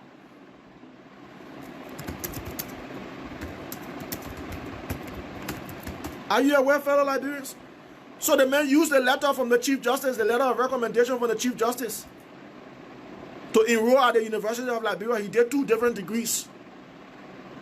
One degree, he got LLB, Bachelor of Law degree, from the Louis Arthur Graham School of Law. And he got a master's degree in regional planning from the Graduate School of the University of Liberia. But somebody is just, one of the lawyers just sent me an information that again, he falsified his transcript. Because on his transcript, he has a lot of A's. The lawyer is saying, I'm not going to call the name of the lawyer. Dubusi falsified his transcript, and the University of Liberia is currently investigating. Wow. So my people, you see, he falsified his transcript. He falsified his transcript. Wow. This guy is a real criminal, a hardcore criminal. This was the man who was going to be an election commissioner's chair. Liberia is in trouble, my people. Liberia is in real trouble. So, I have charged Dubusi in this analysis I provided. But before going to the analysis I provided, I just want to say to the Chief Justice, he needs to answer on what basis he gave this letter of recommendation to Dubusi that Dubusi was using at various institutions to defraud our systems. On what basis? On what basis, Mr. Chief Justice? It was that letter that Dubusi used to go and obtain a national ID card. It was that letter Dubusi used, claiming that he's a Liberian, to go and receive a diplomatic passport. It was that letter Dubusi used to not pay tuition at the University of Liberia as a foreign student. So he benefited as a naturalized Liberian, as a Liberian citizen. So he didn't pay fees as compared to foreign students at the University of Liberia. It is that letter Dubusi used to seek membership in the Liberian National Bar Association when he took oath as a Liberian citizen. Because no lawyer, nobody can serve as lawyer or practicing counsel in Liberia when you're not a Liberian. It was that letter Dubuisi used today that his lessons as a practicing lawyer. It was that letter he used to be confirmed as Executive Director of Good Governance Commission. It was that letter he used to be confirmed as Executive Chairperson of the Liberia Anti-Corruption Commission. It was that letter he used to work with the United Nations. Do you know what it means for a Chief Justice to do a letter of recommendation for anybody for that matter? Nobody asks you a question. No. Considering the height, the stature of the Chief Justice. So the Chief Justice must be held accountable. Equally like President Weah, he must be held accountable for facilitating crime. The action of the Chief Justice has violated, let me tell you the part of the penal code the Chief Justice has violated by doing a letter of recommendation for this criminal. The Chief Justice has violated section 12.5 of subchapter A of the penal code of Liberia, which talk about aiding consummation of crime. The Chief Justice aided and abetted this criminal of a lawyer in Dubuisi, Noam Dibuke, to bypass all of our system, to take the detour. So those who aided and abetted this criminal must be held accountable equally as this criminal.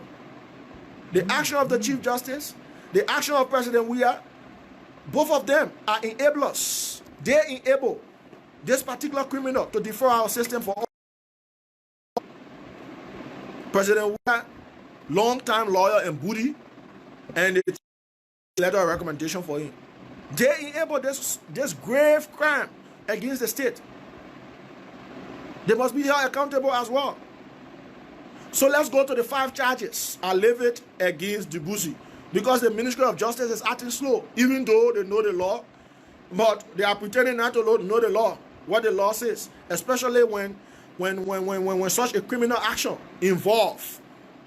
But because Dubuisi is connected to the president, because Dubuisi is a friend of the president, because Dubuisi is the personal legal counsel of the president, and this guy who the president sees, as his partner in crime, that's why he's not being prosecuted by now. He's not being arrested.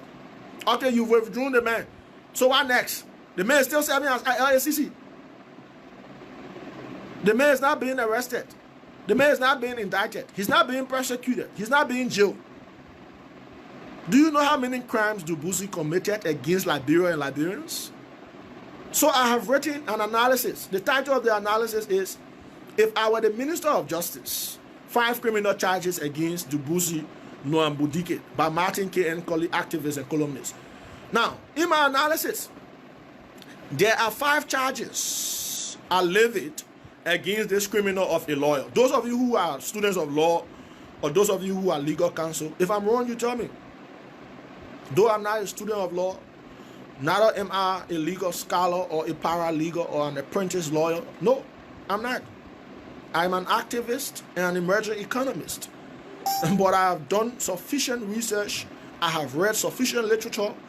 I have analyzed. I have written extensively. I have written dozens and hundreds of articles and analysis. So I have a grasp of the issues. Issues including issues in law. So I have done an analysis, right? Levying 5 charges against Weah's nominee or former nominee, because according to him, he has withdrawn the nominee, even though he was rejected already by the Senate. 5 charges against Weah's nominee. And the 5 charges are perjury, number 1, perjury, which is in accordance with section 12.30 of subchapter B, perjury. Perjury is a crime, it's a criminal offense. That's the first charge I have levied against defendant Dubuisi Nwambudike. Charge number 1, perjury. Perjury. If you read section 12.30 of subchapter B of the penal code, this is the penal code. Go to the penal code. And I want you to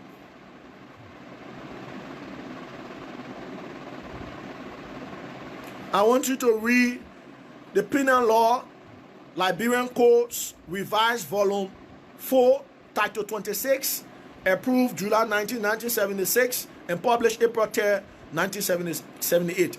This is the law.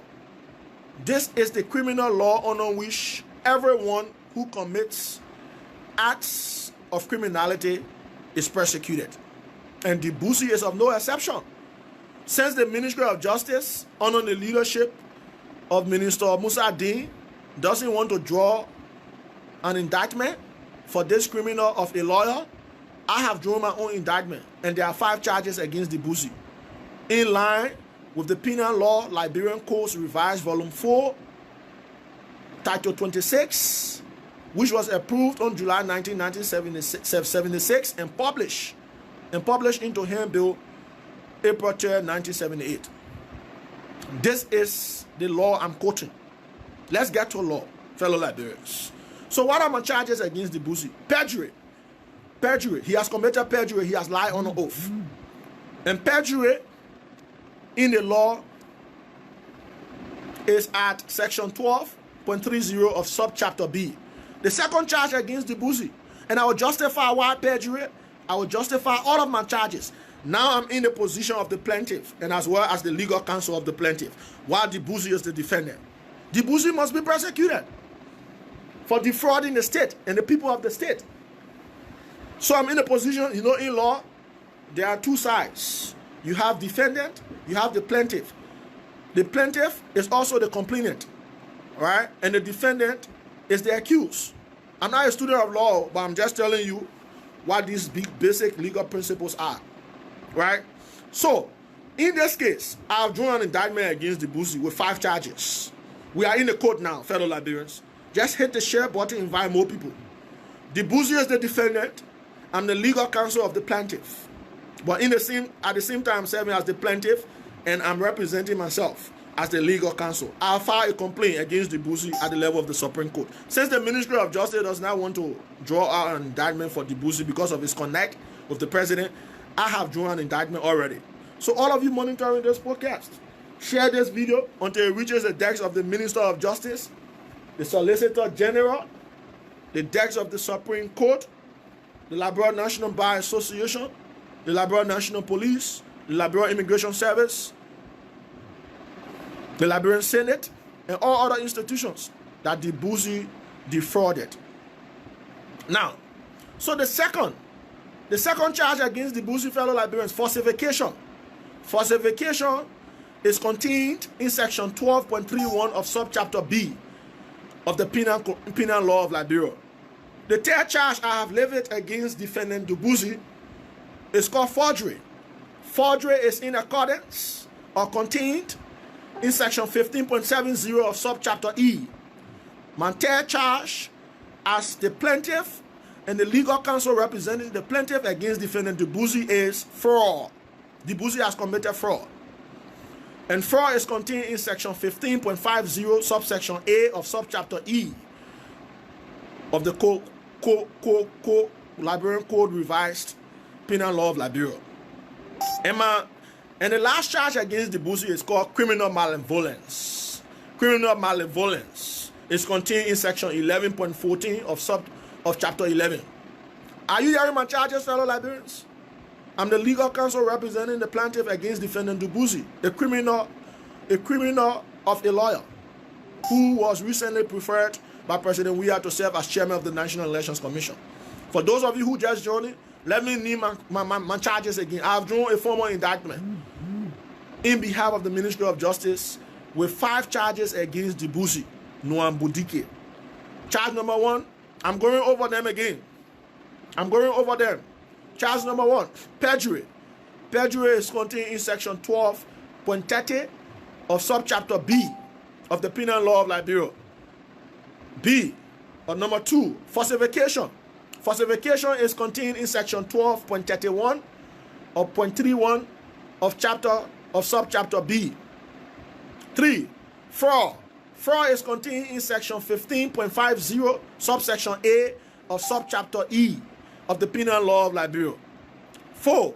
Fraud. He committed fraud. Yes, fraud is contained in section 15.50, subsection A of subchapter E of the Penal Law of Liberia.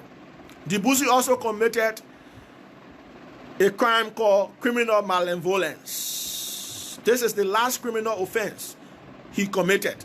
Criminal malevolence is contained in section 11.14 of chapter 11 of the Penal Law of Liberia. So these are the charges. And I'm going to tell you what these charges are in the context of the law. Fellow Liberians, keep hitting the share button. We are on today. This is Voices from Exile. Stick and stay with us. It is about Liberia and no one else. So, what is the first charge Dubuisi committed? Perjury. Perjury. I'm going to read what the provisions of these charges say according to the law. Listen very carefully. This is a teachable legal moment. This is a moment to learn the law. This is a moment to learn the law, especially the criminal law of the Republic of Liberia. So listen very carefully to all of the criminal offenses committed by Dubuisi. And I'm going to justify why he should be indicted and persecuted based on these charges. So perjury. According to section 12.30 of subchapter B, a person has committed perjury, a third-degree felony, if in official proceeding he makes a false statement, honor oath, or equivalent affirmation, or swears or affirms the truth of a false statement previously made, when the statement is material and he does not believe it to be true. So when somebody makes false statement, honor oath, it's called perjury. So defendant Dubuisi has committed perjury. Why? Now this is my legal argument or my legal note. I call it legal note 1. I'm justifying why he has committed perjury. We are in the Supreme Court. And I'm the lawyer representing the plaintiff against defendant Dubuisi for defrauding the state and the Liberian people. Fellow Liberians, this is my argument why he has committed perjury. Defendant Dubuisi lied on an oath 4 different times about being a Liberian. The first time he lied on an oath was when he was licensed by the Supreme Court of the Republic of Liberia as a practicing lawyer. Before you become a practicing lawyer in the bounds and mix of Liberia, you must be a Liberian citizen either by birth or by naturalization, according to section 21.1 of the 1973 Alien and Naturalization Law. I'm quoting the law, fellow Liberians. I'm dealing in law, the law of Liberia, no other law. Take the law, let's reason together. Join me, let's reason together. Using legal authenticity and reliability to prove our claim against this Nigerian criminal of a lawyer. To prove our claim. I'm telling you why he committed perjury. He lied on an oath at the level of the Supreme Court. He was licensed by the Supreme Court because of this lie. He's not a Liberian citizen. He told them he's a Liberian citizen. He left from the Supreme Court. He went to the Liberia National Bar Association, seeking admission as a member. He lied on an oath because before you are admitted into the bar, you must take oath. He lied on an oath of being a Liberian, and before you become a member of the Bar Association, you must be a Liberian either by birth or naturalization. Are you hearing me, fellow Liberians? I'm justifying my argument, my legal argument in court against defendant Dubuisi. Dubuisi lied on an oath at the level of the National Bar Association, at the level of the Supreme Court, before he was licensed and before he got membership officially in the bar. Let's go to the Liberian Senate. Dubuisi firstly came for confirmation when he was appointed as Executive Director of the Governance Commission. For confirmation. When he was appointed Executive Director of the Good Governance Commission of the Republic of Liberia, he went to the Liberian Senate and lied on an oath for the 3rd time. He told them he was a Liberian citizen by naturalization. You know what he was using? The letter of recommendation he received from the Chief Justice of Liberia, Francis Korkpoh. Francis Korkpoh must also be held liable in line with the law for negligence and for also facilitation of crime. He facilitated this. He was one of those. He, President Weah, and others facilitated this foster to dupe our system for all these years.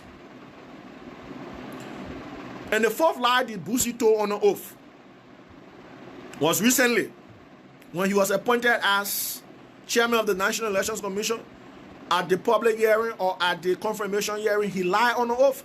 Before you even take the stance to explain to lawmakers why you are the most suitable candidate for such a post, you must take oath.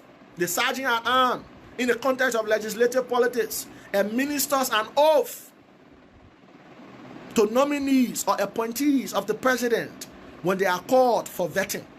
This is the process. The Boosie was called. He lied on the oath for the 4th time. Therefore, my lord, I want to submit, honestly, His Honor, that the Boosie should be charged and found guilty for perjury. He committed perjury because he lied on an oath to the Supreme Court of Liberia during his process of seeking lessons as a practicing lawyer. The Boosie should be found guilty, my lord. I'm pleading the case of a plaintiff who has filed a case against the Boosie on 5 charges.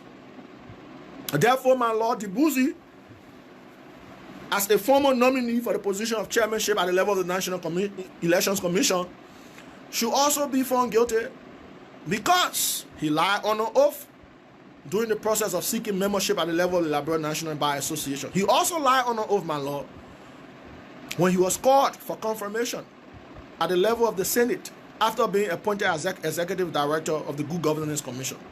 His Honor, the Boosie lied on an oath when he was also called recently by the very same Liberian Senate to justify his case as a political appointee for the position of chairmanship at the level of the National Elections Commission.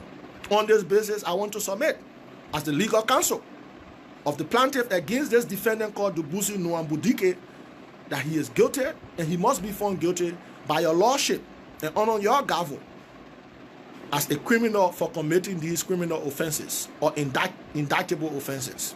I submit in accordance with section 12.30 of subchapter B of the Penal Law of Liberia. This is my first submission, fellow Liberians. This is my first submission. This is my first submission, perjury. Let's go to the second, falsification. And every time I levy a charge against the defendant Dubusi, I will justify why.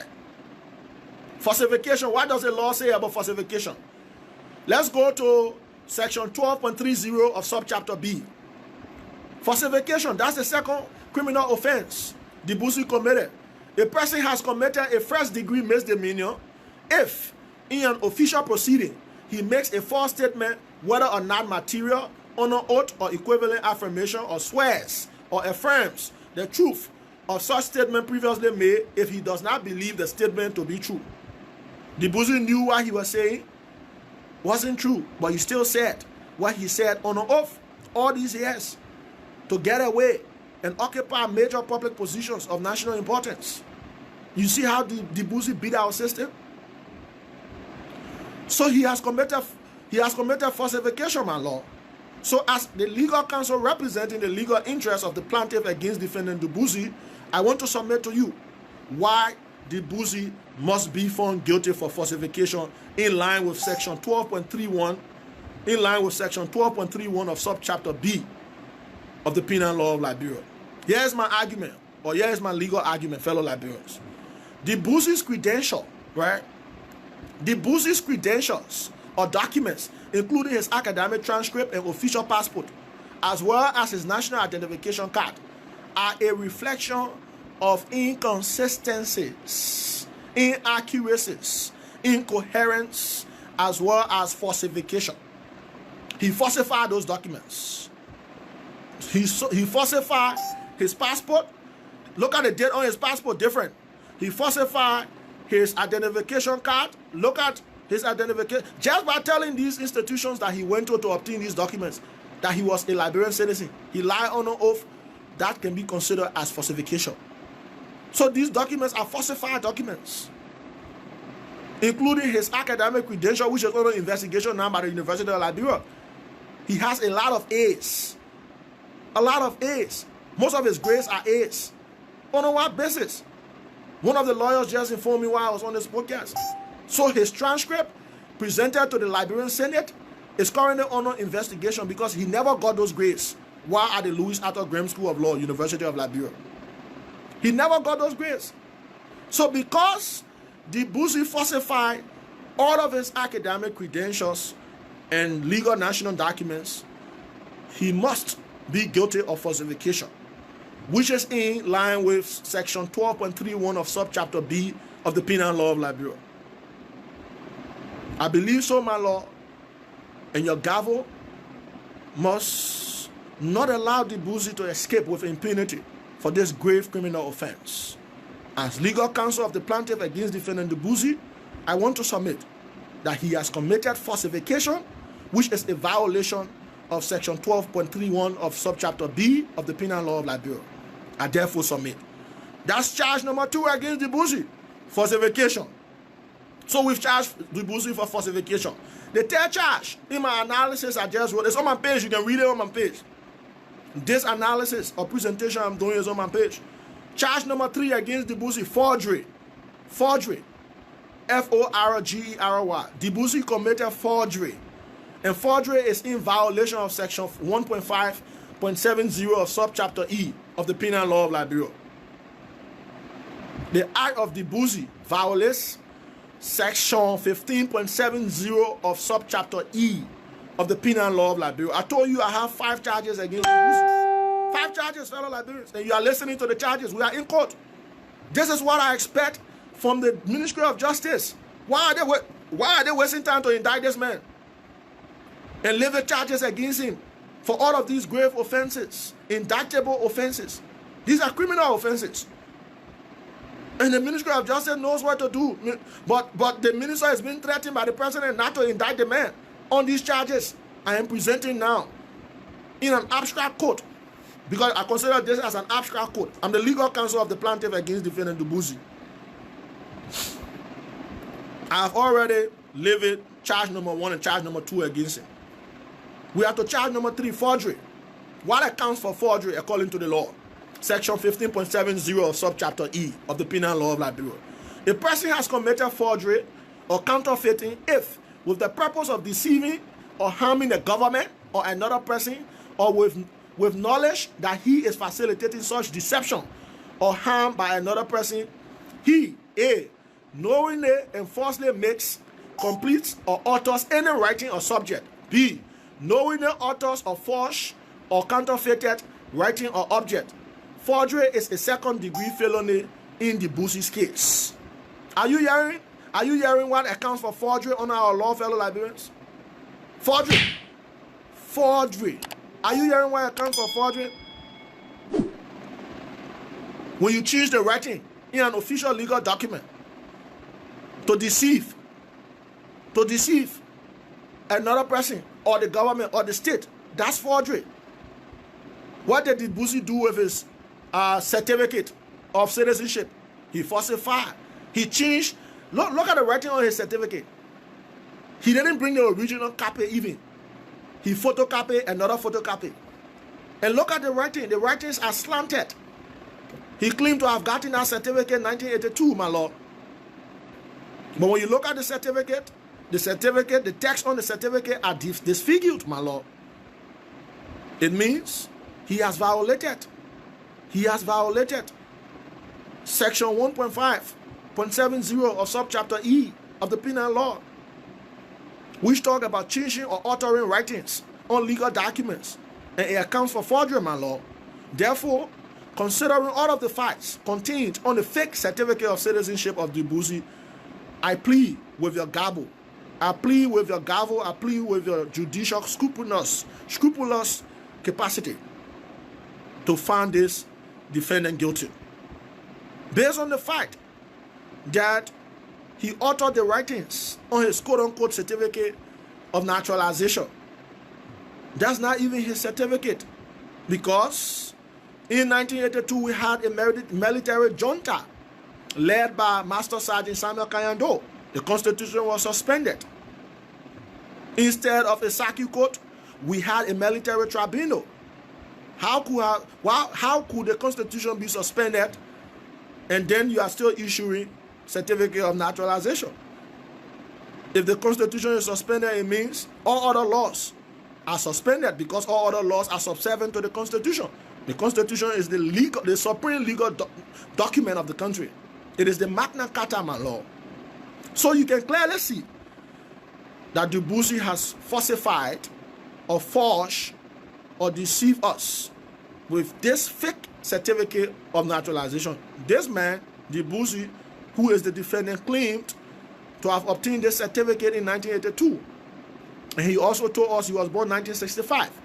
So from 1965 to 1982, you are talking about 17 years. So he was 17 years when he applied for naturalization. And our law, according to section 21.1, my law, of 1973 Alien and Naturalization Law is very clear. Before you obtain or apply for naturalization, you must obtain the age of 21 and above. So Dubuisi was unfit. He was unqualified to have even applied.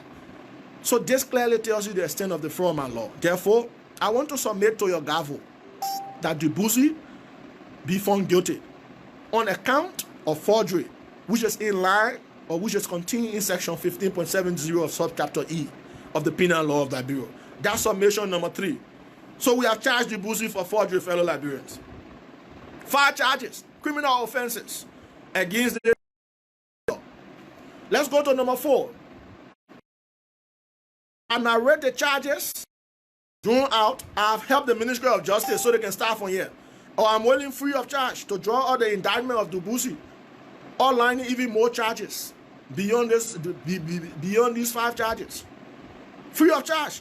If the Ministry of Justice is blind to the law, they can hire my service. I will do it free of charge because I love Liberia.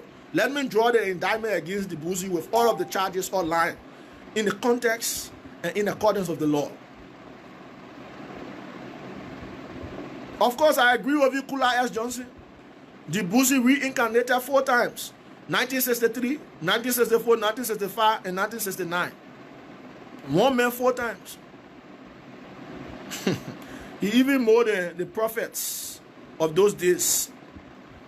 You know, he's more than a celestial being. More than a ghost. He must be a ghost. That's why I said the falsification of Dubuisi's certificate of citizenship or naturalization is the 8th wonder of the world. The 8th wonder of the world. Go and look at that certificate.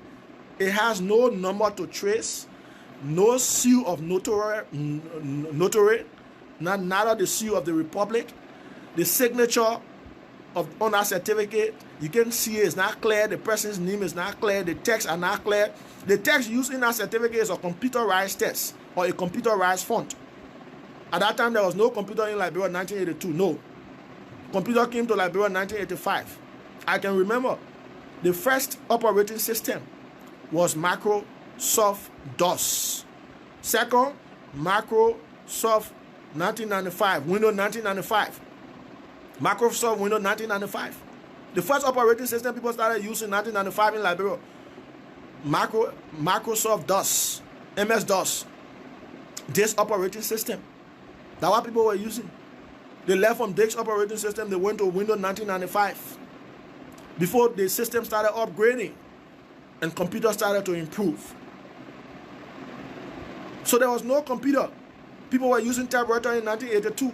So where did Dubuisi get his certificate of citizenship from? Constitution suspended, military junta in power, military tribunal is functioning as the court. Even though certificate of naturalization should be gotten from a Saki court. But there was a military tribunal substituting the court system because of the suspension of the Constitution as a result of the coup that took place on April 12, 1980. Dubuisi needs to read history, my people. Dubuisi needs to read history. So let's go to criminal offense or criminal charge number 4. Dubuisi has also committed fraud. Fraud is contained in section 15.50 subsection A, subchapter E of the penal law of Liberia. I'm quoting the law of fellow Liberians, even though I'm not a lawyer or a legal scholar. I'm not a student of law, neither am I a paralegal or an apprentice lawyer, but I'm quoting the law. I'm holding Dubuisi responsible for his action, his fraudulent action against Liberia and Liberians. Let's go to offense number 4. He has committed fraud. A person is guilty of a first-degree felony if he knowingly conspires or colludes to defraud the government of Liberia. Are you hearing me, fellow Liberians? And I want to submit to you. I want to submit to this honorable court, honor your gavel as Chief Justice of the Supreme Court, that the defendant is guilty or must be held guilty for committing fraud. He violated section 15.50 subsection A of subchapter E of the Penal Law of Liberia.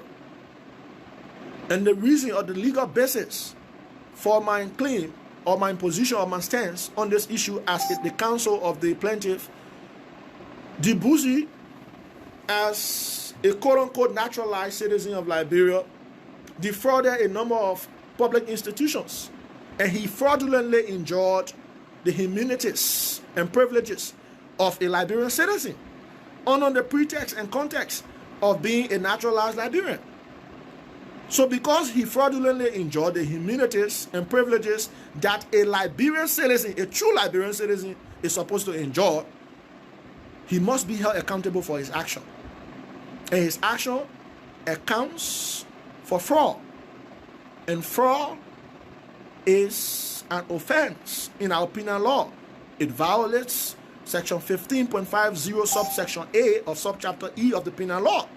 Therefore, my lord, because this defendant called Dibuzi Dubuke attended the University of Liberia as a Liberian student and not a foreign student, he was not charged equally as a foreign student. So he defrauded thousands of dollars from the state. He defrauded thousands of dollars because as a foreign student, you are charged more than a Liberian student. Dibuzi should have been a foreign student. But he took a fake letter of recommendation from this very same Chief Justice to seek admission at the University of Liberia. So he was not charged as a foreign student. Instead, he enjoyed the immunities and privileges of as a Liberian student. Are you hearing me, fellow Liberians? How Dibuzi defrauded the state and the people of Liberia? So he committed fraud. And fraud is contained in section 15.50 subsection A of subchapter E of the Penal Law of Liberia. Therefore, my lord, I therefore submit on your gavel that Dibuzi be found guilty. Let's go to charge number 5, criminal malevolence. Criminal malevolence is contained in section 11.14 of chapter 11 of the Penal Law of Liberia.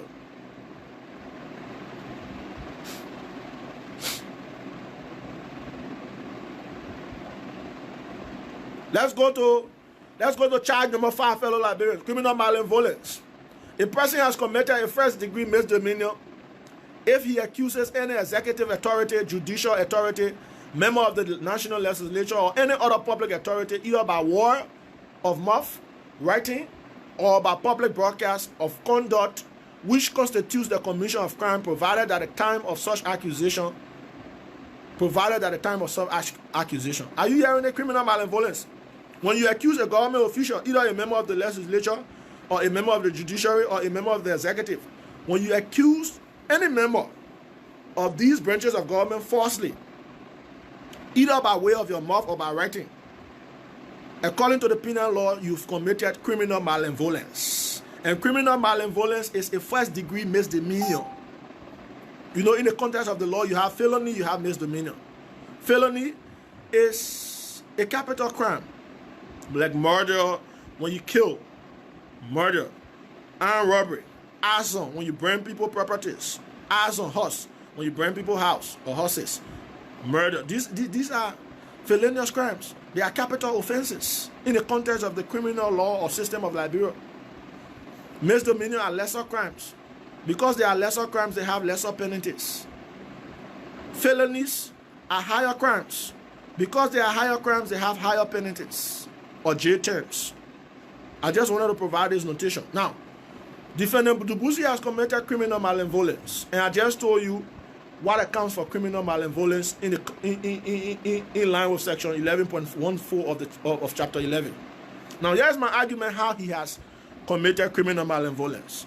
During the hearing, the legislative hearing, fellow Liberians, Dibuzi said to us that Senator Vani Sherman wrote a letter of recommendation for him. Besides writing a letter of recommendation for Vani Sherman, Senator Vani Sherman of Grand Cayman County, Senator Vani Sherman and him had worked together in the past. The Busi said Councillor Vanny Sherman wrote a letter of recommendation for him, and he and Vanny Sherman had worked in past time. And Vanny Sherman said that's a lie. He challenged him to even bring the letter. Up to now, he hasn't brought the letter. So to falsely accuse a member of the legislature, because Senator Vanny Sherman said he's lying, he only showed a letter from the Chief Justice. That's why I'm calling for the Chief Justice to be held accountable for aiding and abetting this criminal of a lawyer. So because the Busi cannot provide the letter of recommendation he's claiming that was written by Senator Vanny Sherman of Grand Cayman County, he has committed criminal malevolence. And criminal malevolence is when someone falsely accuses a member of the legislature, a member of the judiciary, or a member of the executive branch. Such person has committed criminal malevolence according to section 11.14 of chapter 11 of the penal law of Liberia. So these are 5 charges against the Busi fellow Liberians, and I have justified all of the charges. What is the Ministry of Justice waiting for to indict this criminal of a lawyer? Why is he still being kept at the Liberia Anti-Corruption Commission? And let me tell you the penalties for these charges. Let's go to the penalties. For example, number 1, 3rd-degree felony. 3rd-degree felony. A definite term of imprisonment can be set up by the court. The maximum number of years you should serve jail term for 1st-degree felony. For 3rd-degree felony, 3 years. Maximum jail term, 3 years. 3rd-degree felony, fellow Liberian, 3 years. So after outlining the charges against defendant Dubuzi, I'm telling you how many years he should go to jail for, according to the penal law of Liberia. Join me, let's read section 50.5 and section 50.1. These provisions in our penal law contain the penalties for those 5 charges I have named or outlined against defendant Dubuzi as the legal counsel of the plaintiff in this case. So the penalty for 3rd-degree felony, maximum 3 years of jail term. 1st-degree misdemeanor, minimum 1 year, 1 year jail term. It can be more than 1 year, but minimum according to the law, 1st-degree misdemeanor. No more than 1 year. It's no more, so the maximum is 1 year. When you commit 1st-degree misdemeanor, like in the case of Dubuzi committed 1st-degree misdemeanor criminal malevolence. The law requires that he serve a jail term for not more than 1 year. 2nd-degree felony.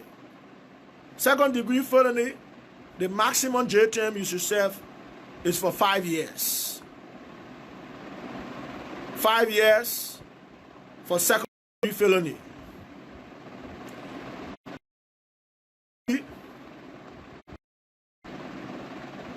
Dubuzi here committed, I'm looking for where he committed 2nd-degree felony.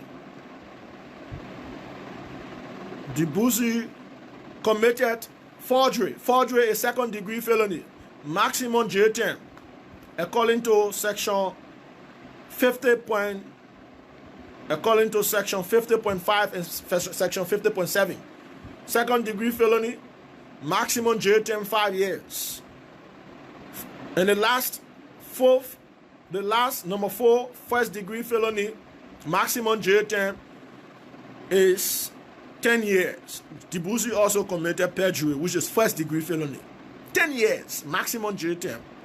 So what is the Ministry of Justice waiting for, my people? Patrick Kollie, thank you for joining. Lawrence Kollie, thank you. Hey, says Kwewa Dukle Zono, thank you for joining. Nicholas P. Ray, my brother, thank you. Thanks to all of you for joining. Sawe Ansu, Daniel, thanks for joining. So these are 5 charges against Dubuzi, my people.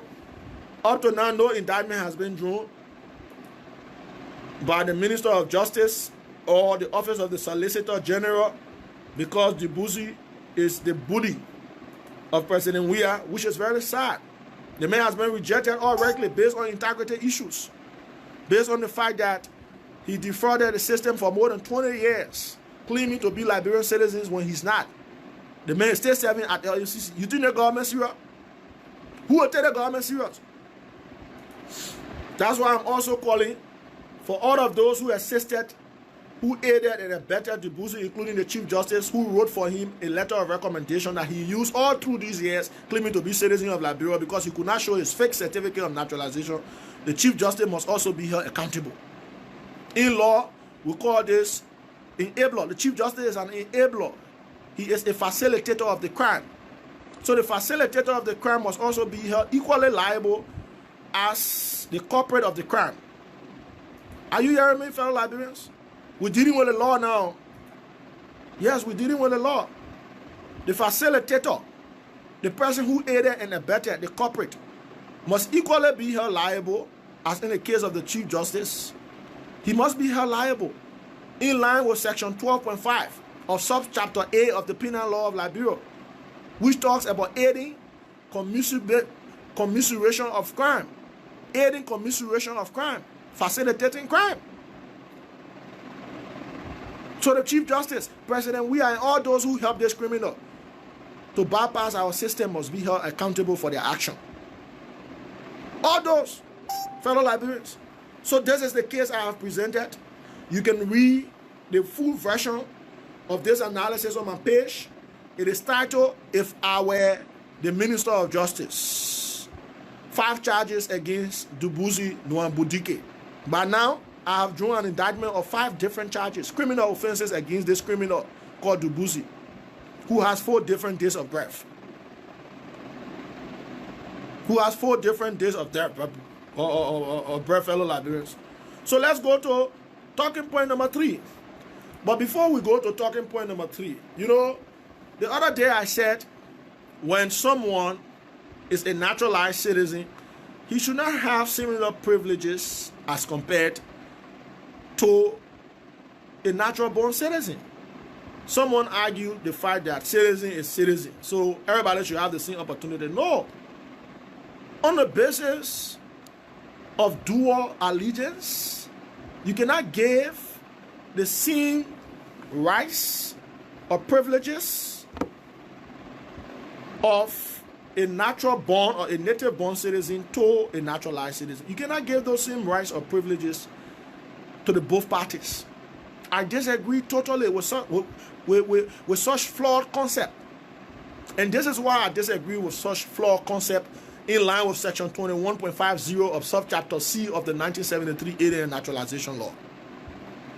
And I'm going to present to you 6 grounds, legal and reasonable grounds, on which the citizenship of a naturalized Liberian can be revoked.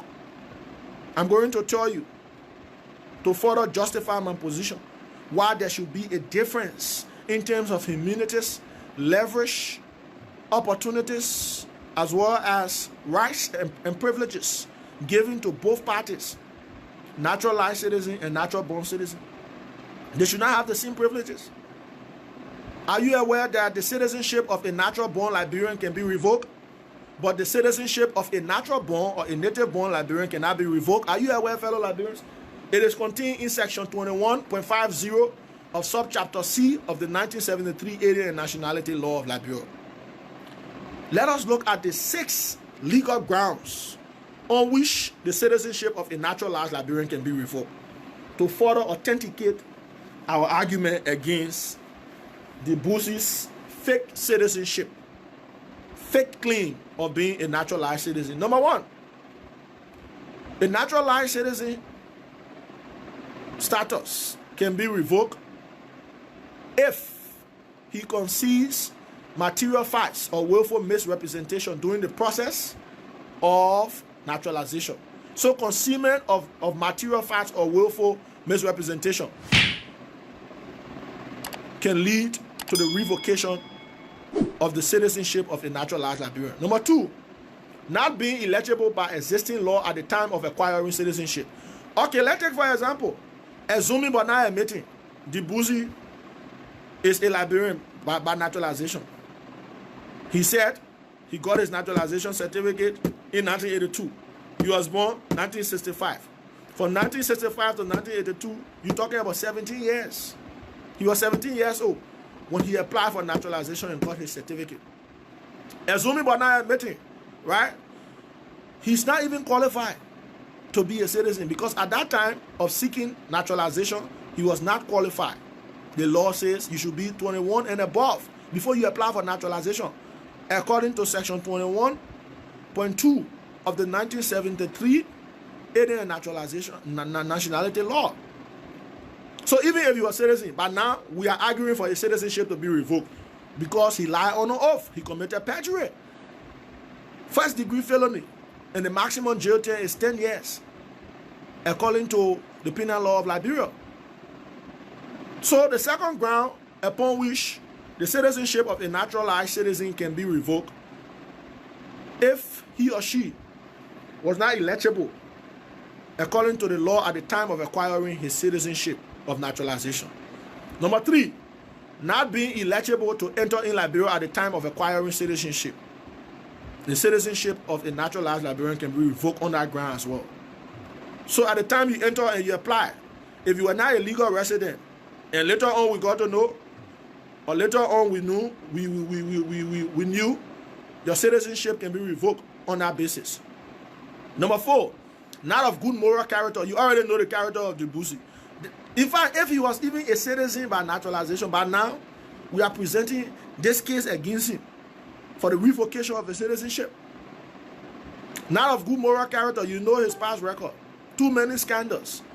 The Busi carries on his back a baggage of scandals and scams. He doesn't have integrity, no morals at all. That's why he didn't pass our tripartite test. The citizenship test he failed, the integrity test he failed, the morality test he failed. The 5th ground upon which the citizenship of a naturalized Liberian can be revoked, according to section 21.50 subchapter C of the 1973 Alien and Nationality Law, is when he attaches no importance to the principles of the Constitution.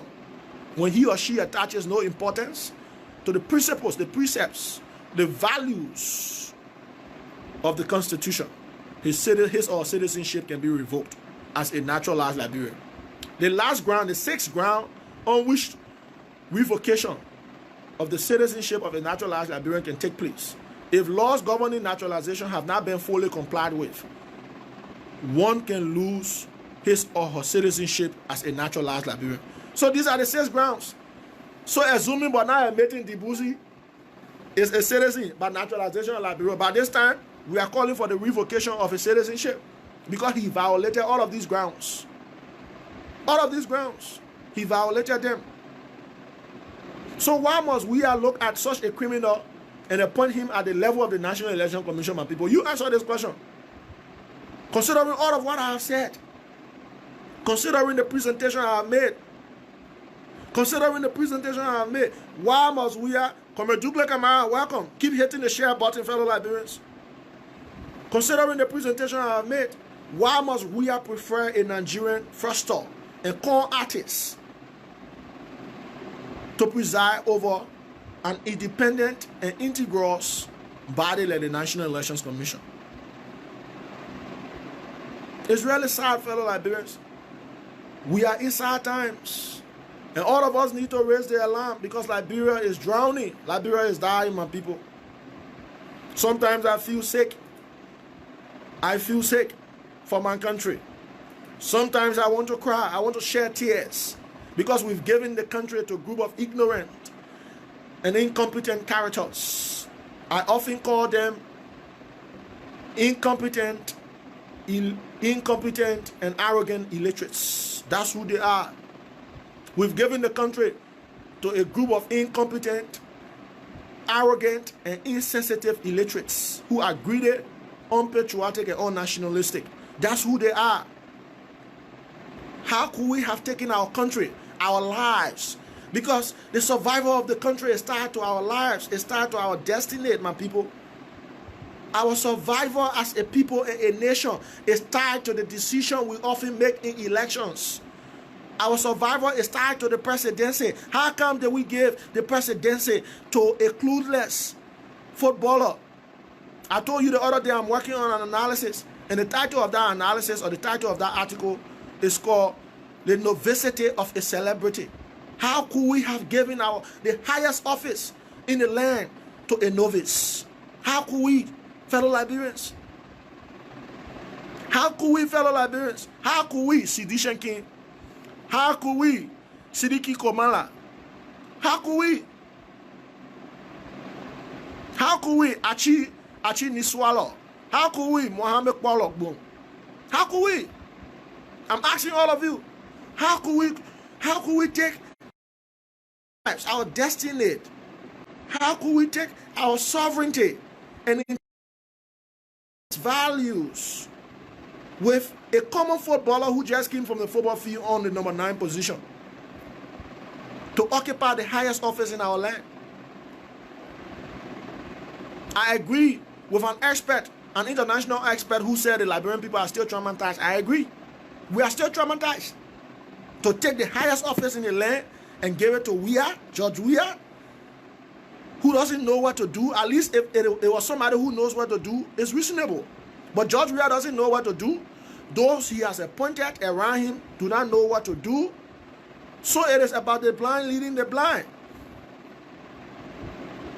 And it's about the blind leading the blind. So you see how they are misleading the country? Too pathetic. This is the outcome of our decision in 2017. This is the tragic outcome of our decision in 2017. The decision you made, I'm talking about the majority. The decision the majority made in 2017 has placed us at this position.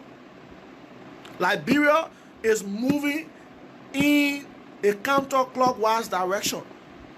President Weah is pressing the reverse on the car.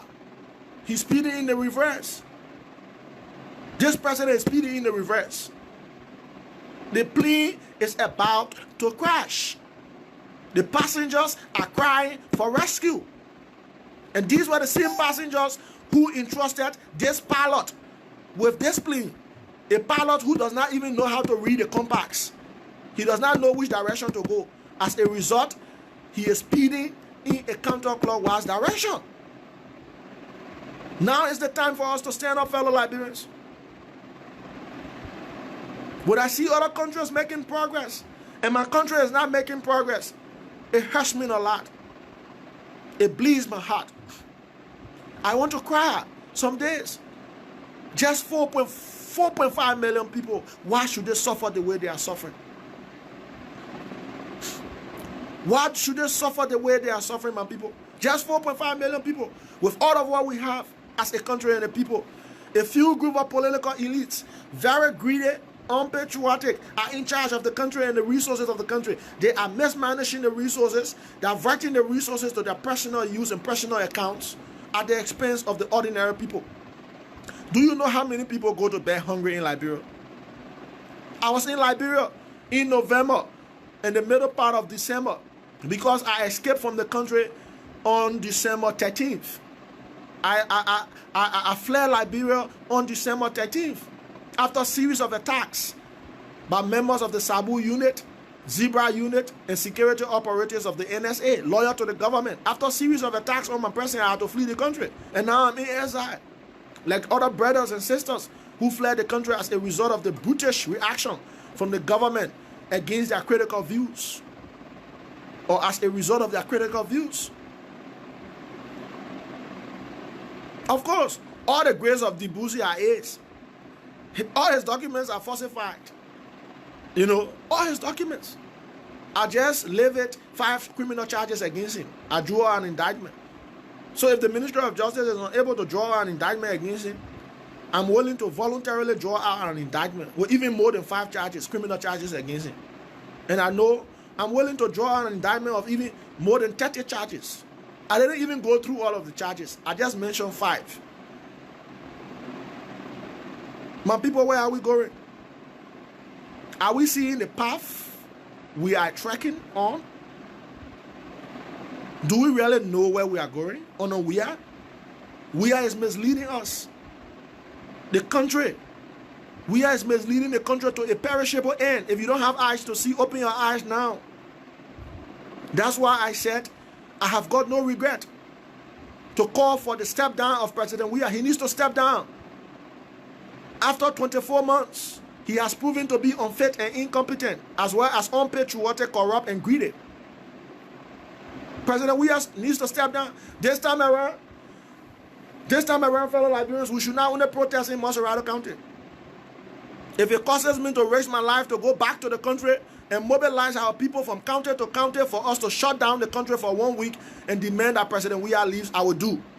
I will be the sacrificial lamb. I will be the sacrificial lamb very soon. Enough is enough. I will be the sacrificial lamb very soon. Enough is enough. Our people are suffering. The looting is enough. The building of private mansions and estates is enough.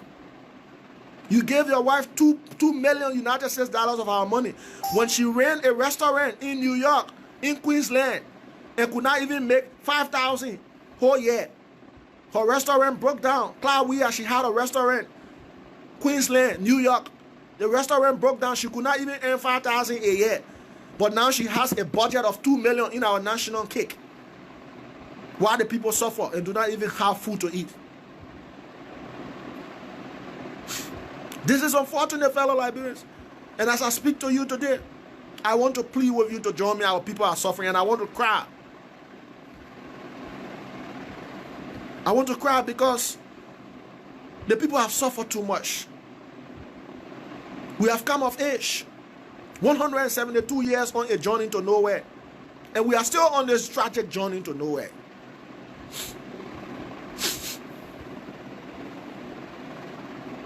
Why must we have a lot, yet we are suffering? Why must we have gold, diamond, cocoa, coffee, other cash crops? Why must we have land, timber? Why must we have iron ore, rubber? We have the second largest rubber company in the world.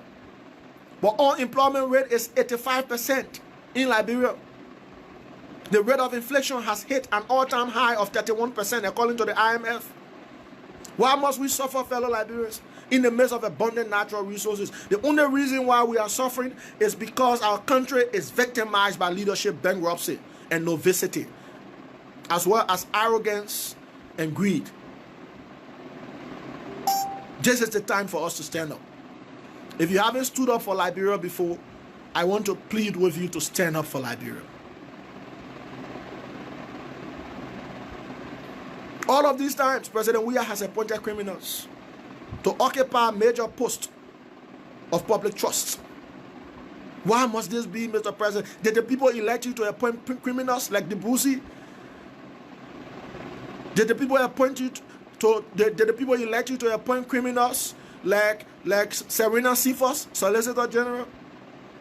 Did the people appoint you to prefer an advisor of a criminal of an advisor like Emmanuel Shaw? A criminal like the Minister of State for Presidential Affairs, Nathaniel McGill? A criminal like Samuel Twe, who cannot account for US $25 million that was intended to mop up excess liquidity of Liberian dollars on the market in order to create stability between the two legal tenants? Did the people elect you for this, Mr. Weah? Why are you disappointing the people? The people saw themselves through you as someone from the slum, so they decided to trust you with their power. Is this the result of distrust? Why must this be? Is this the pay you are giving them for electing you? For electing you as a president who just came from the football field, having no knowledge in governance or leadership? Still, they had confidence in the fact that you came from the slum and you understood their condition, their appalling condition, so they elected you as president of the republic. Why are you disappointing them? Why have you neglected them in the wilderness of poverty? Why have you neglected them in the wilderness of misery? Why have you neglected them in the wilderness of hardship? Did they elect you to build your private properties?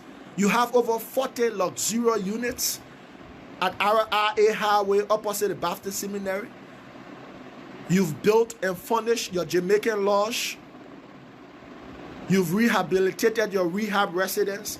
You broke down your 9th Street residence and building a skyscraper with an underground channel running into the sea. You know how much that cost? Millions of dollars of the people's money while the people suffer.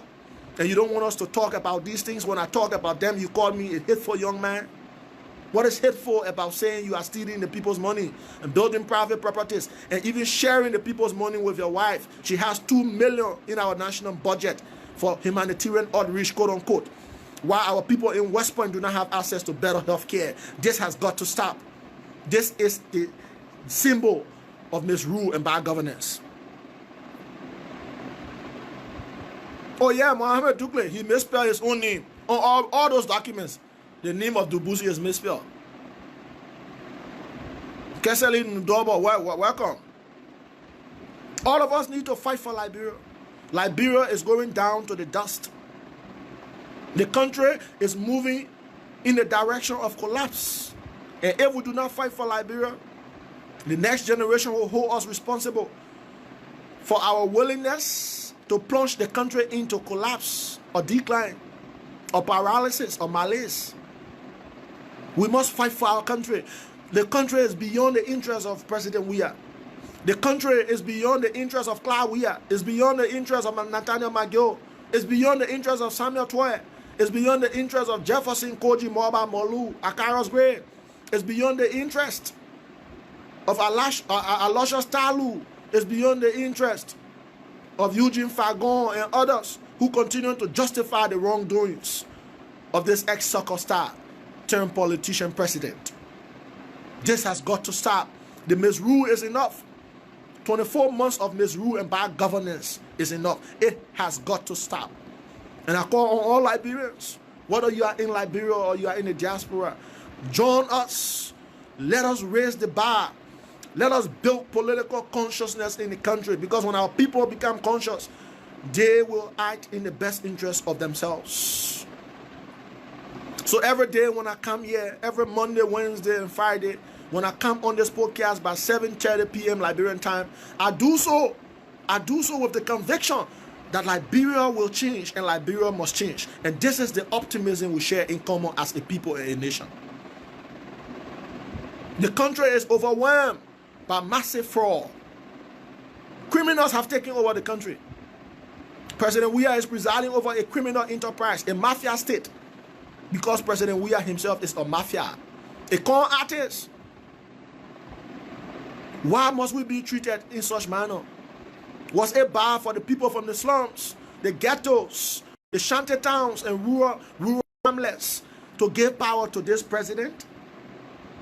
Even though he was a novice, even though he could not even state his platform, was it wrong that the people commit any crime to have elected you, Mr. President? A former footballer turned president?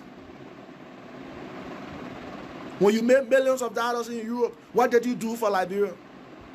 You didn't zinc shacks. You didn't re-roof those zinc shacks in Gibraltar, in Clarendon. You didn't do that. You came for Clarendon. Your root is Clarendon. It was only when you became president, you used the taxes of the very same people to re-roof their zinc shacks. And you wanted us to clap for you. We who are only clap for you if you had done that during the time you were playing football in Europe and making millions of dollars. You go to Nuku Town. You dedicated a few housing units, substandard housing units, built by the taxes of the people, and you want us to clap for you? We who are only clap for you, Mr. President, how you built those units when you were playing football, when you were playing for millions of dollars, when you were playing on AC Milan, when you were playing on Paris Saint-Germain, when you were playing on Chelsea, when you played for Man City and made millions of dollars, when you played in Asia and made millions of dollars, when you played in Italy, England, all these places. We will have clapped for you had you use your own money from football to build those substandard units in Nukutan Popo Beach, or to re-roof those zinc shacks in Clarendon, Gibraltar, where you come from. You cannot use our taxes and build a few substandard housing units, and you expect us to clap for you. Go and see the units being built by the Ghanaian president. Towering building, austere, duplexes. He built those units for poor people. Go and see the duplexes being built by Mara Bill of Severlu for poor people. You build those few, units, those few substandard units, very squeezed up. Then you want us to clap for you until Christmas Day, even though those units were built with our taxes, and up to now you cannot even account for the over 1.1 million you used to re-roof those zinc shacks in Gibraltar? What kind of president are you? Was it bad? The people knew you came from their line. The people knew you, President Weah, knew what it meant. What it means to eat gari, to stay hungry for days.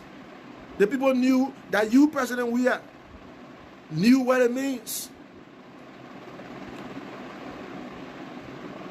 to not have anything at all, to not go to school, to not have access to better health care. It was on that basis they prefer you as President of the Republic of Liberia. After 2 years under your leadership, what have they got to show? What have they got to show? The country is falling. The country is descending. Is gravitating to uncertainty. Uncertainties have overwhelmed the country. The people are left in hopelessness and wonderland. They have no hope. You keep telling them to bear patient. But are you bearing patient to build your private properties? Why should they bear patient when Nathaniel McGill has 3 compounds from the people's resources? Why should they bear patient when Samuel 12 cannot account for US 25 million that was intended to mop up excess liquidity of Liberian dollars?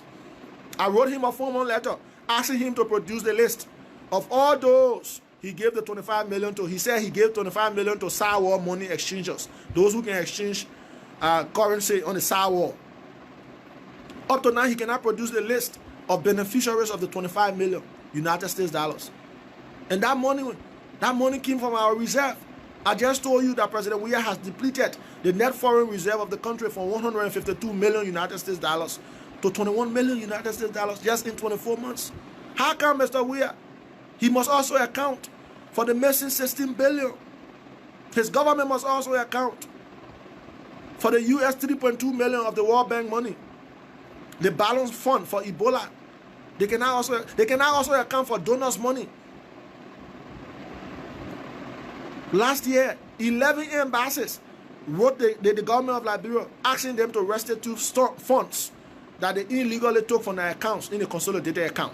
It's a shame, Mr. Weah, not only to your government, but the very office you occupy. Share this video, fellow Liberians. It's a shame.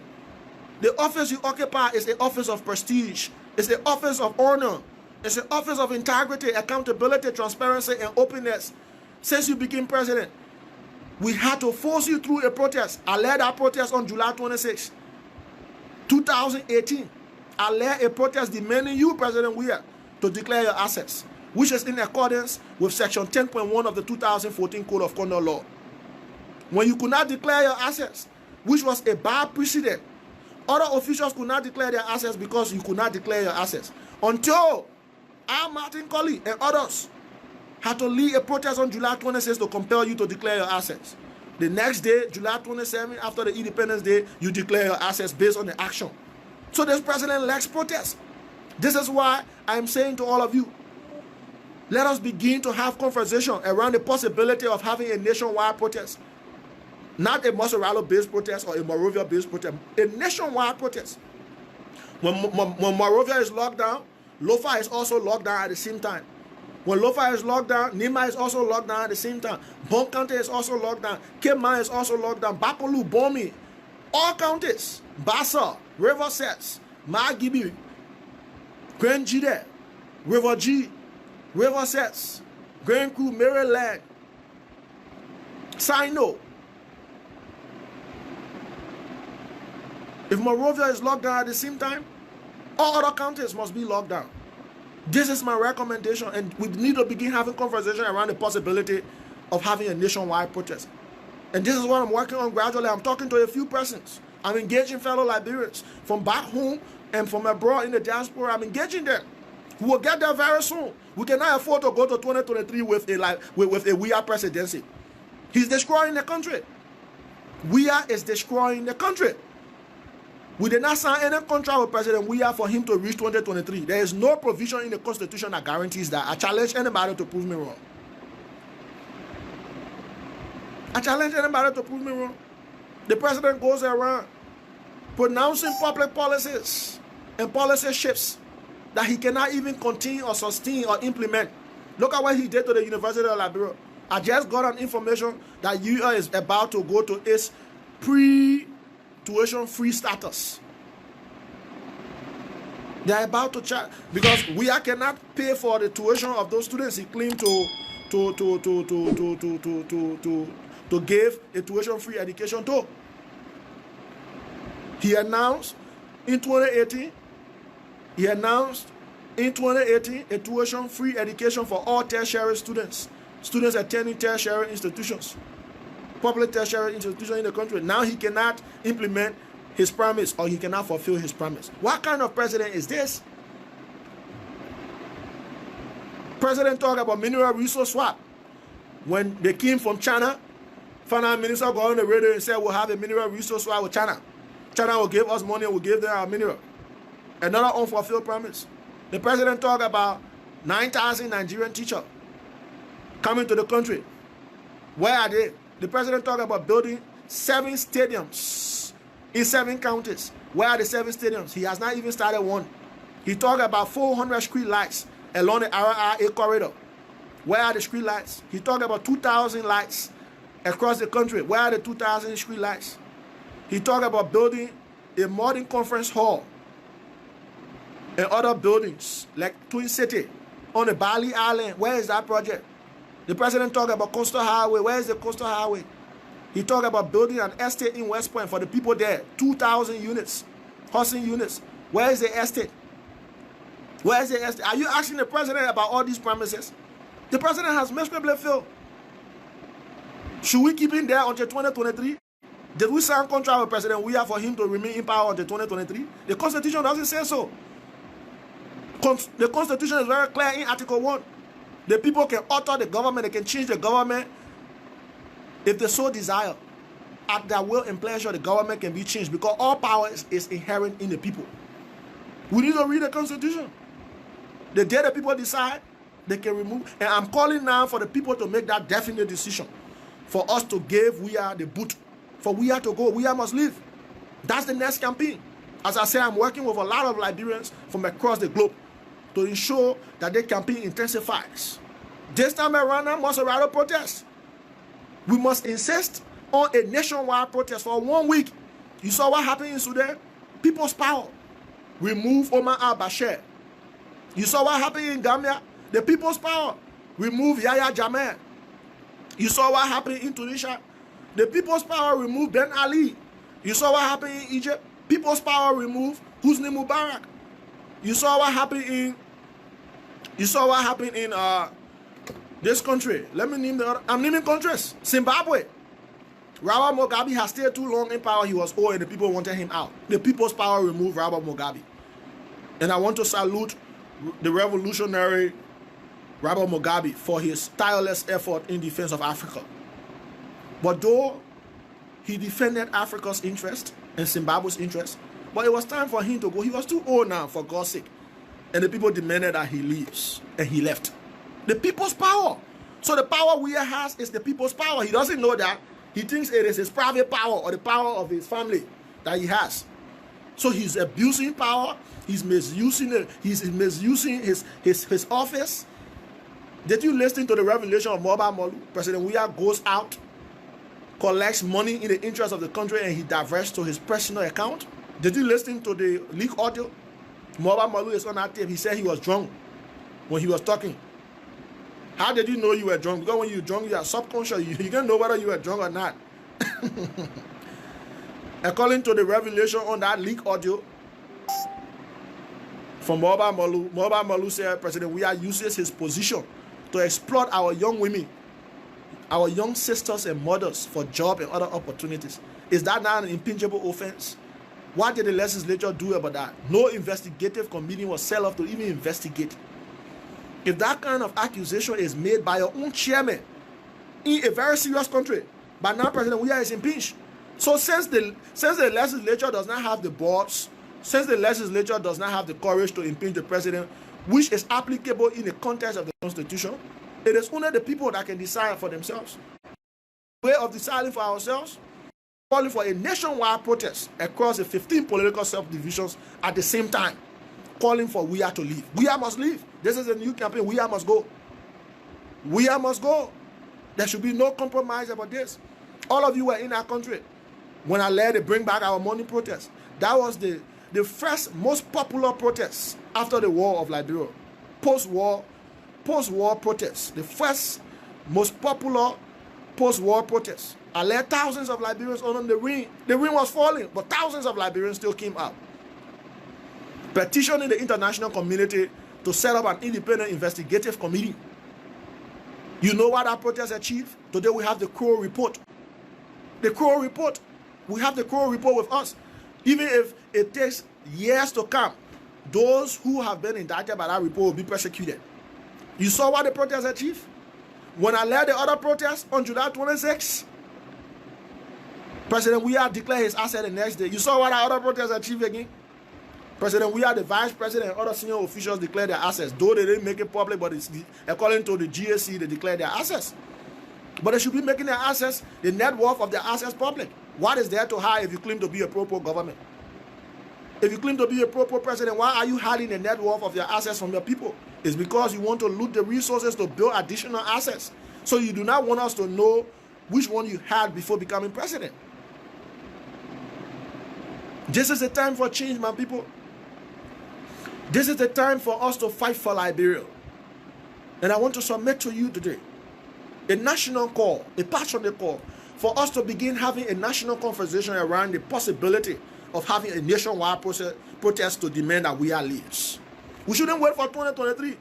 When we wait for 2023, that country will be destroyed, my people. I'm telling y'all, don't say I'm telling y'all. I have analyzed it.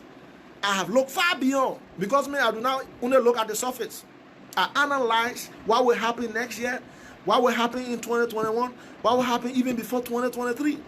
Using basic data and analysis in my reach. We need to fight for the country, my people. Liberia is dying, Liberians are dying. Liberians have become slaves in their own country. Liberians have become foreigners in their own country, while foreigners have become citizens.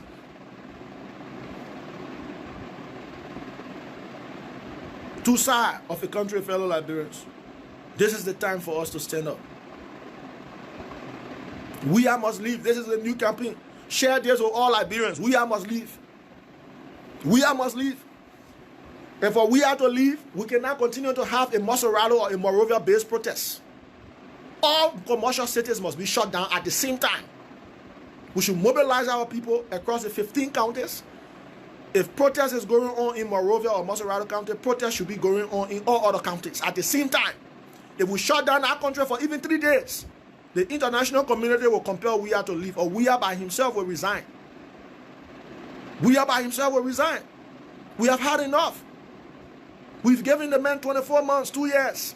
He has proven not to be competent and fit to occupy the highest office in our land. Should we continue to allow this misrule on people? Claiming that we're waiting for 2023 as though the Constitution guarantees the existence of Weah as president until 2023? No. The Constitution didn't say like Weah must stay in power until 2023. The Constitution says a president has one term, and one term is 6 years. And he can leave power for these reasons. Number one, abuse of power. He can leave power. The politician didn't abuse of power. Through impeachment, he can leave power. He can be impeached. So he's not forced to read 2023, my people. Get this right. Those of you who keep saying, let Weah the man read 2023. Let Weah the man read 2023 when you are dying, when unemployment rate is as high as 85%. People who even have jobs are working poor. They are in the category of working poor. They go to work. They work for money. They use their labor to produce a lot for their employers, but they cannot get paid. They are in the category of working poor. They're working but no money. They are not getting money. They are not getting paid. Civil servants haven't taken pay. We are in crisis time. You shut down the 2 counties, Mosoka and Margibi, but you cannot give a single citizen even 1 cup of rest. How do you expect the people to survive? How do you expect the people to live? And most of those people are hustlers. They don't have job. They come on the street to hustle for living. You're telling them to remain home, but you're not providing basic social utilities like electricity, safe drinking water, medication, medicine. You are not providing these things. You are not providing transportation for them. We are not providing other services like food and non-food items. But you say they should stay home. How would they stay home? How would they survive when you haven't even provided a cup of rice to any one of them that is staying home?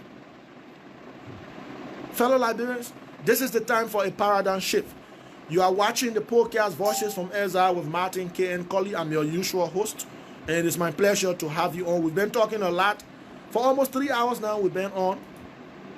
And because of time, we wouldn't go to the fourth talking point. We'll keep the fourth talking point for Monday. Join us on Monday. You know, this platform digs out a lot. We bring a lot to your doorsteps.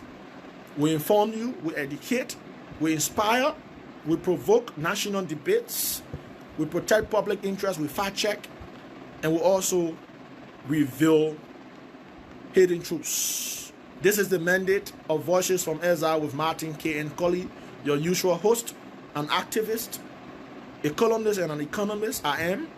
And it is always my pleasure to have you on, fellow Liberians. It is because of Liberia we do what we are doing.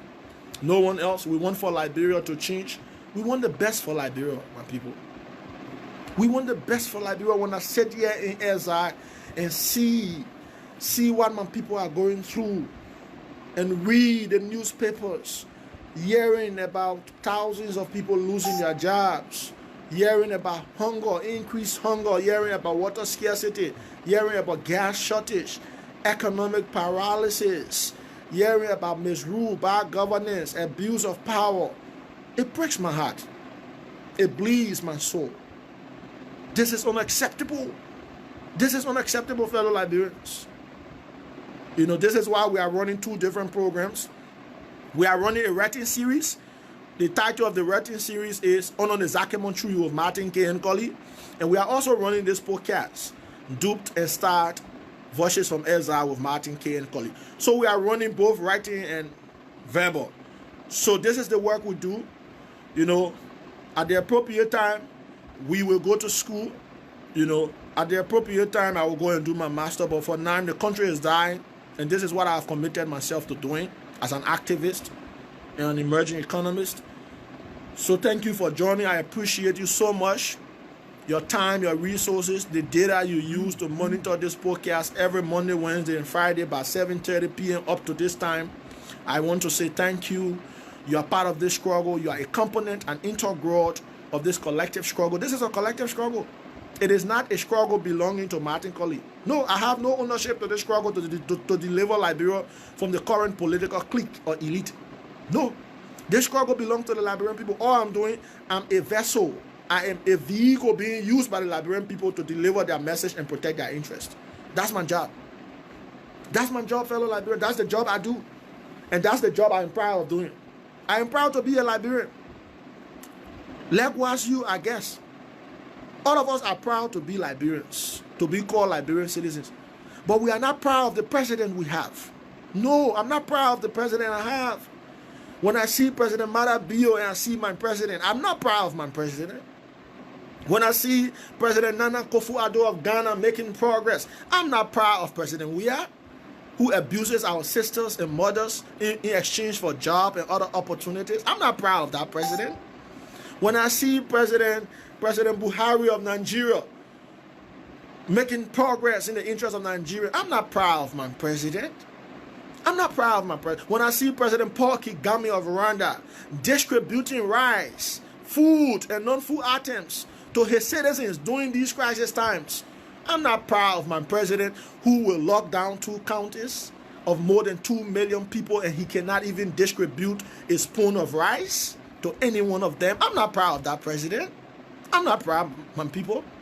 When I see President John Pombe Magufuli of Tanzania building hospitals, schools, and making tuition free in a more practical term for his citizens of Tanzania, I'm not proud of President Weah.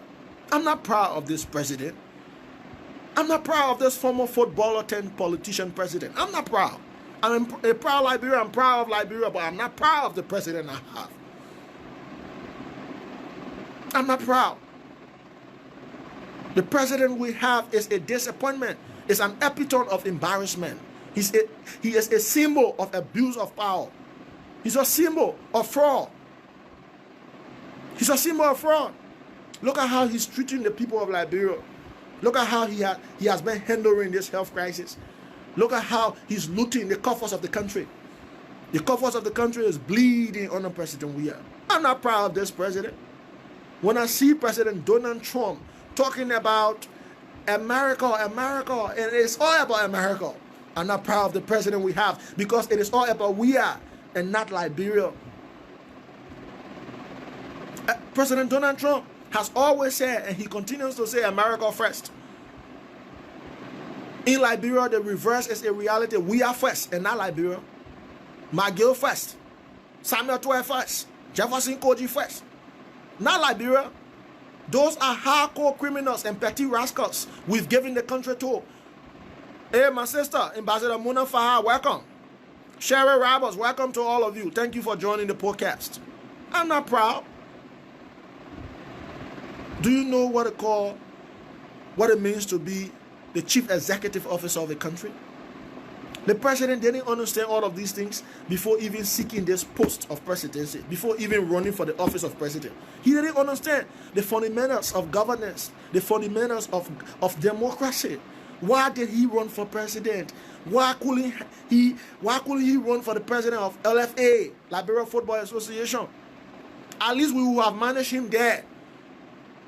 At least he would have been manageable at the level of the Liberia Football Association, because he has some technical knowledge in football as former world best, former European best, former African best. Why he run for the highest office in our land? And the people saw him. These people saw him as their own, because he came from the slum. So they decided to give him the chance, the opportunity to serve.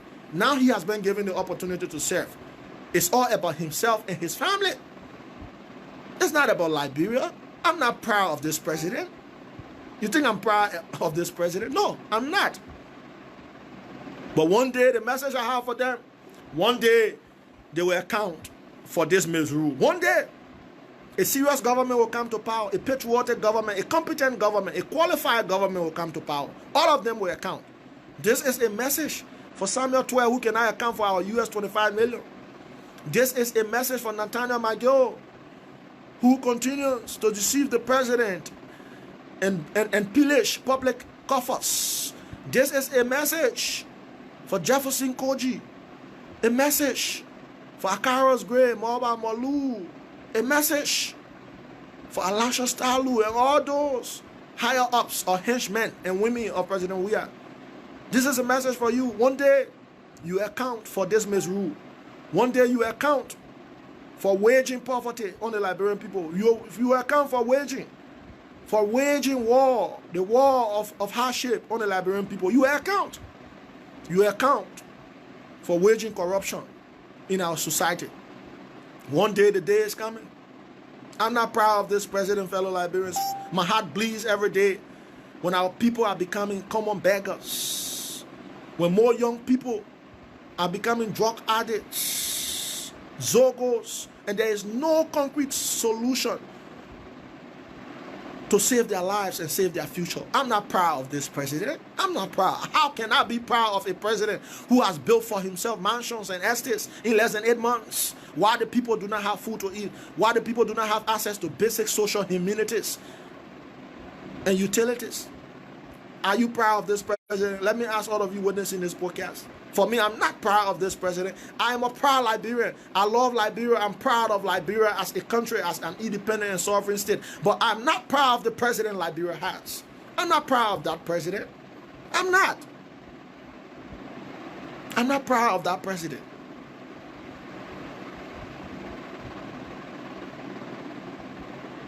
He lived West Point. He lived Clariton. He lived Nikuta. He lived Soniwen. He lived almost all the slum communities. He knows the condition, the appalling condition of our people. Yet he decides to suffer them even more. Our people are suffering more than ever before under President Weah. And he lives in all of these slum communities. He went through these things. He knows the condition, the rash and tragic condition of these people. Yet he's even suffering them more. after these very same people entrusted him to serve. And they saw him as their own, as someone from their root, from their background, from their status, from their class. And they decided to give him the presidency. He's abusing the people's power. The time is coming, and consultation is going on. I'm still having consultation with Liberians who are interested. There must be a nationwide protest to demand that President Weah leaves. He is unfit, unqualified, and incompetent in all dimensions and terms to serve as president or to serve in any elected post in Liberia. This is the level we have reached. We cannot wait for 2023. You waiting for 2023 for President Weah to rig the election? You saw his recent appointment. He will definitely appoint his cronies. This brings me to the point of calling for electoral, legislative, and judicial reform in Liberia. We'll deal with this and keep the last talking point, which has got to do with AIRReT. AIRReT is Access, Investigation, Recovery, and Restitution Team. AIRReT Honor Councillor Arthur Johnson and Syrenius Cephus has failed. We'll keep that for Monday. And I'll tell you, I'll give you preponderance of reasons, dozens of reasons, why these two lawyers have failed and mutilated their character further. It's too sad that Arthur Johnson will follow a criminal like Syrenius Cephus to maim or mutilate or damage his high-end reputation as a young lawyer or counselor. We'll talk about that on Monday. But let me just tell you why there is a need for electoral reform. We'll expand on this on Monday as well, but let me give you a brief. Why electoral reform is important now, and I'm calling on all opposition political parties to join me in this call or to join me in this cause. We cannot leave the appointment of commissioners with President Weah. His first appointment has proven unfit. So do you think he will appoint the right person after Debussy has been rejected already by the Liberian Senate? Do you think that Weah will appoint the right person? Weah has always appointed criminals. That's the genetic makeup of Weah, because he's a criminal as well. Birds of the same feathers flock together. They are all incompetent and corrupt bedfellows who have occupied the public space to undermine the collective social, economic, and political destiny of our people. And what beats my imagination is the fact that young people in the government and out of the government, some young people are defending the misrule of this government against their own interests. And most of them don't have jobs. Most of them are not working. Most of them do not even have access to basic social services. Yet they are defending Weah simply because they are sycophantic loyalists. The country is dying, my people. And I have just come to plead in the country's behalf for all of us to unite at a common frontier and defend the ultimate sovereignty, dignity, integrity, impeccability, and progressivity of the country. And this is where we are. We are in the middle of the sea. The country is drowning. Must we allow the country to drown further? The answer is no. Therefore, join me. Let us call for a nationwide protest. Let us mobilize for a nationwide protest. Let us consult for a nationwide protest. Consultation is ongoing. I will risk my life and go back to that country and mobilize our people in various counties to ensure that a nationwide protest is held. And that could be the end, Mr. Weah. That could be the end of your presidency, because the people will decide your fate. The people will decide your fate very soon for abusing them and abusing the office you occupy. We told you, Mr. Weah, establish a war and economic crimes code. You said it in 2017. During one of your campaign speeches, you said when you become president, you were going to establish a war and economic crimes code. You became president. You have turned your back on this promise. Instead of establishing a war and economic crimes code, you are now calling for reconciliation. There can be no reconciliation, Mr. Weah, without justice. Reconciliation, genuine reconciliation, is tied to justice. There can be no reconciliation without justice. The lives of those 250,000 people, of our people who died, must be accounted for by notorious warlords and financiers of the 15 years of civil turbulence in Liberia. Please establish a war and economic crimes code. I call on the international community as well to prevail upon the Weah-led government. Bring the government to bear to establish this code. This code is the solution to Liberia's problem. Look at the Truth and Reconciliation Commission recommendations. Go and look at those recommendations. Those recommendations are answers or solutions to Liberia's problem. Why is President Weah jittering about establishing a war and economic crimes court, which is the solution to our problem? Because when this court is established, those who committed atrocities against the state will be persecuted, and deterrence will be set for who be violators, who be warlords, and who be financiers of civil turbulence and hostility in Liberia. And this is the time for a paradigm shift. This is the time for a paradigm shift. And I call on all of you to commit yourselves. I call on all of you to commit your resources. I call on all of you to commit your wisdom, your knowledge to this process of delivering Liberia from this clueless political class that has taken charge. This is a resounding call, fellow Liberians. And I want to call on opposition political party to insist on electoral reform. If the electoral laws, if the new electoral laws are not reformed, the power to appoint commissioners must be taken from the president. In other countries, let me tell you how it is done right here in Guinea. You have representatives from the civil society on the election commission. You have a representative from the religious community on the commission. You have representative from the opposition political party on the commission. You have representative from the government on the commission. You have representative from the youth on the commission. You have representative from the women on the commission. You have representative from the disabled community on the commission. I'm telling you the composition of the independent electoral body of Guinea. And this is the same system we need to bring to Liberia. Even in Africa, in most countries, there are representatives from various groups on the commission. So we need to take the power to appoint commissioners of the election commission from the president.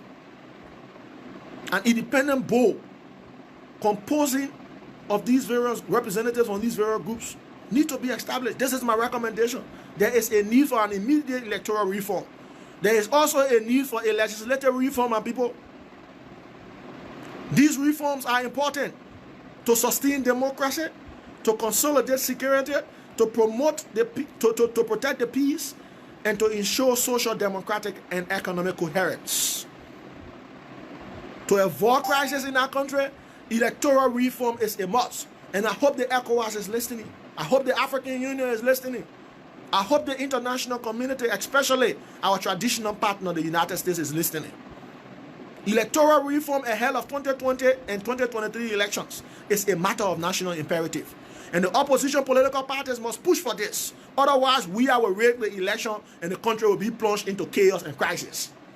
I'm predicting this. And thank God this video is on Facebook. This podcast is on Facebook. We have had enough under the leadership of Weah. The Liberian people need to stand up. So, fellow Liberians, this is the call. I want to say thank you.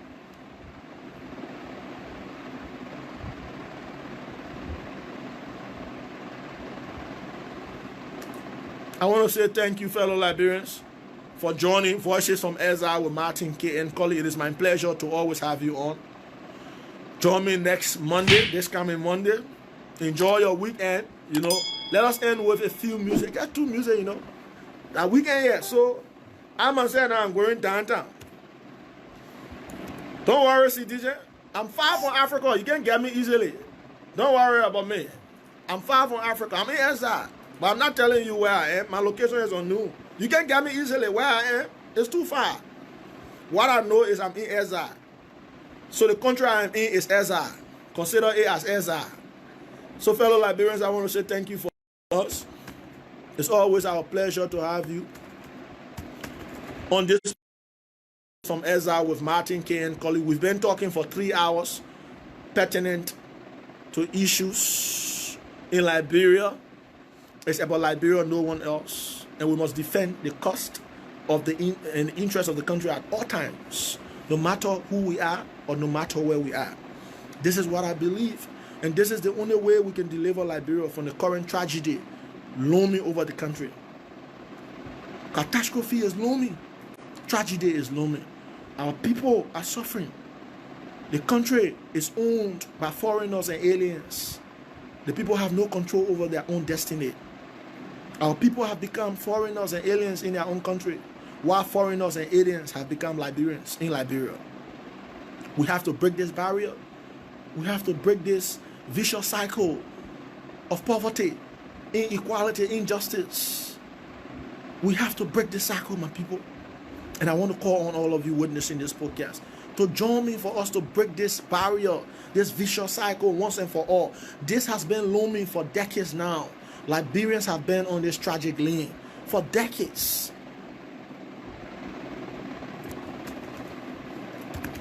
Liberians have been on this tragic lane for decades, my people.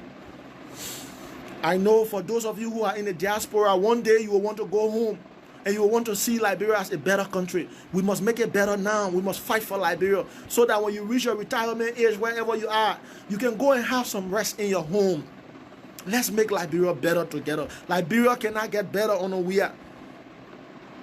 We cannot afford to go to 2023 with a Weah presidency. The people must rise up through a nationwide protest.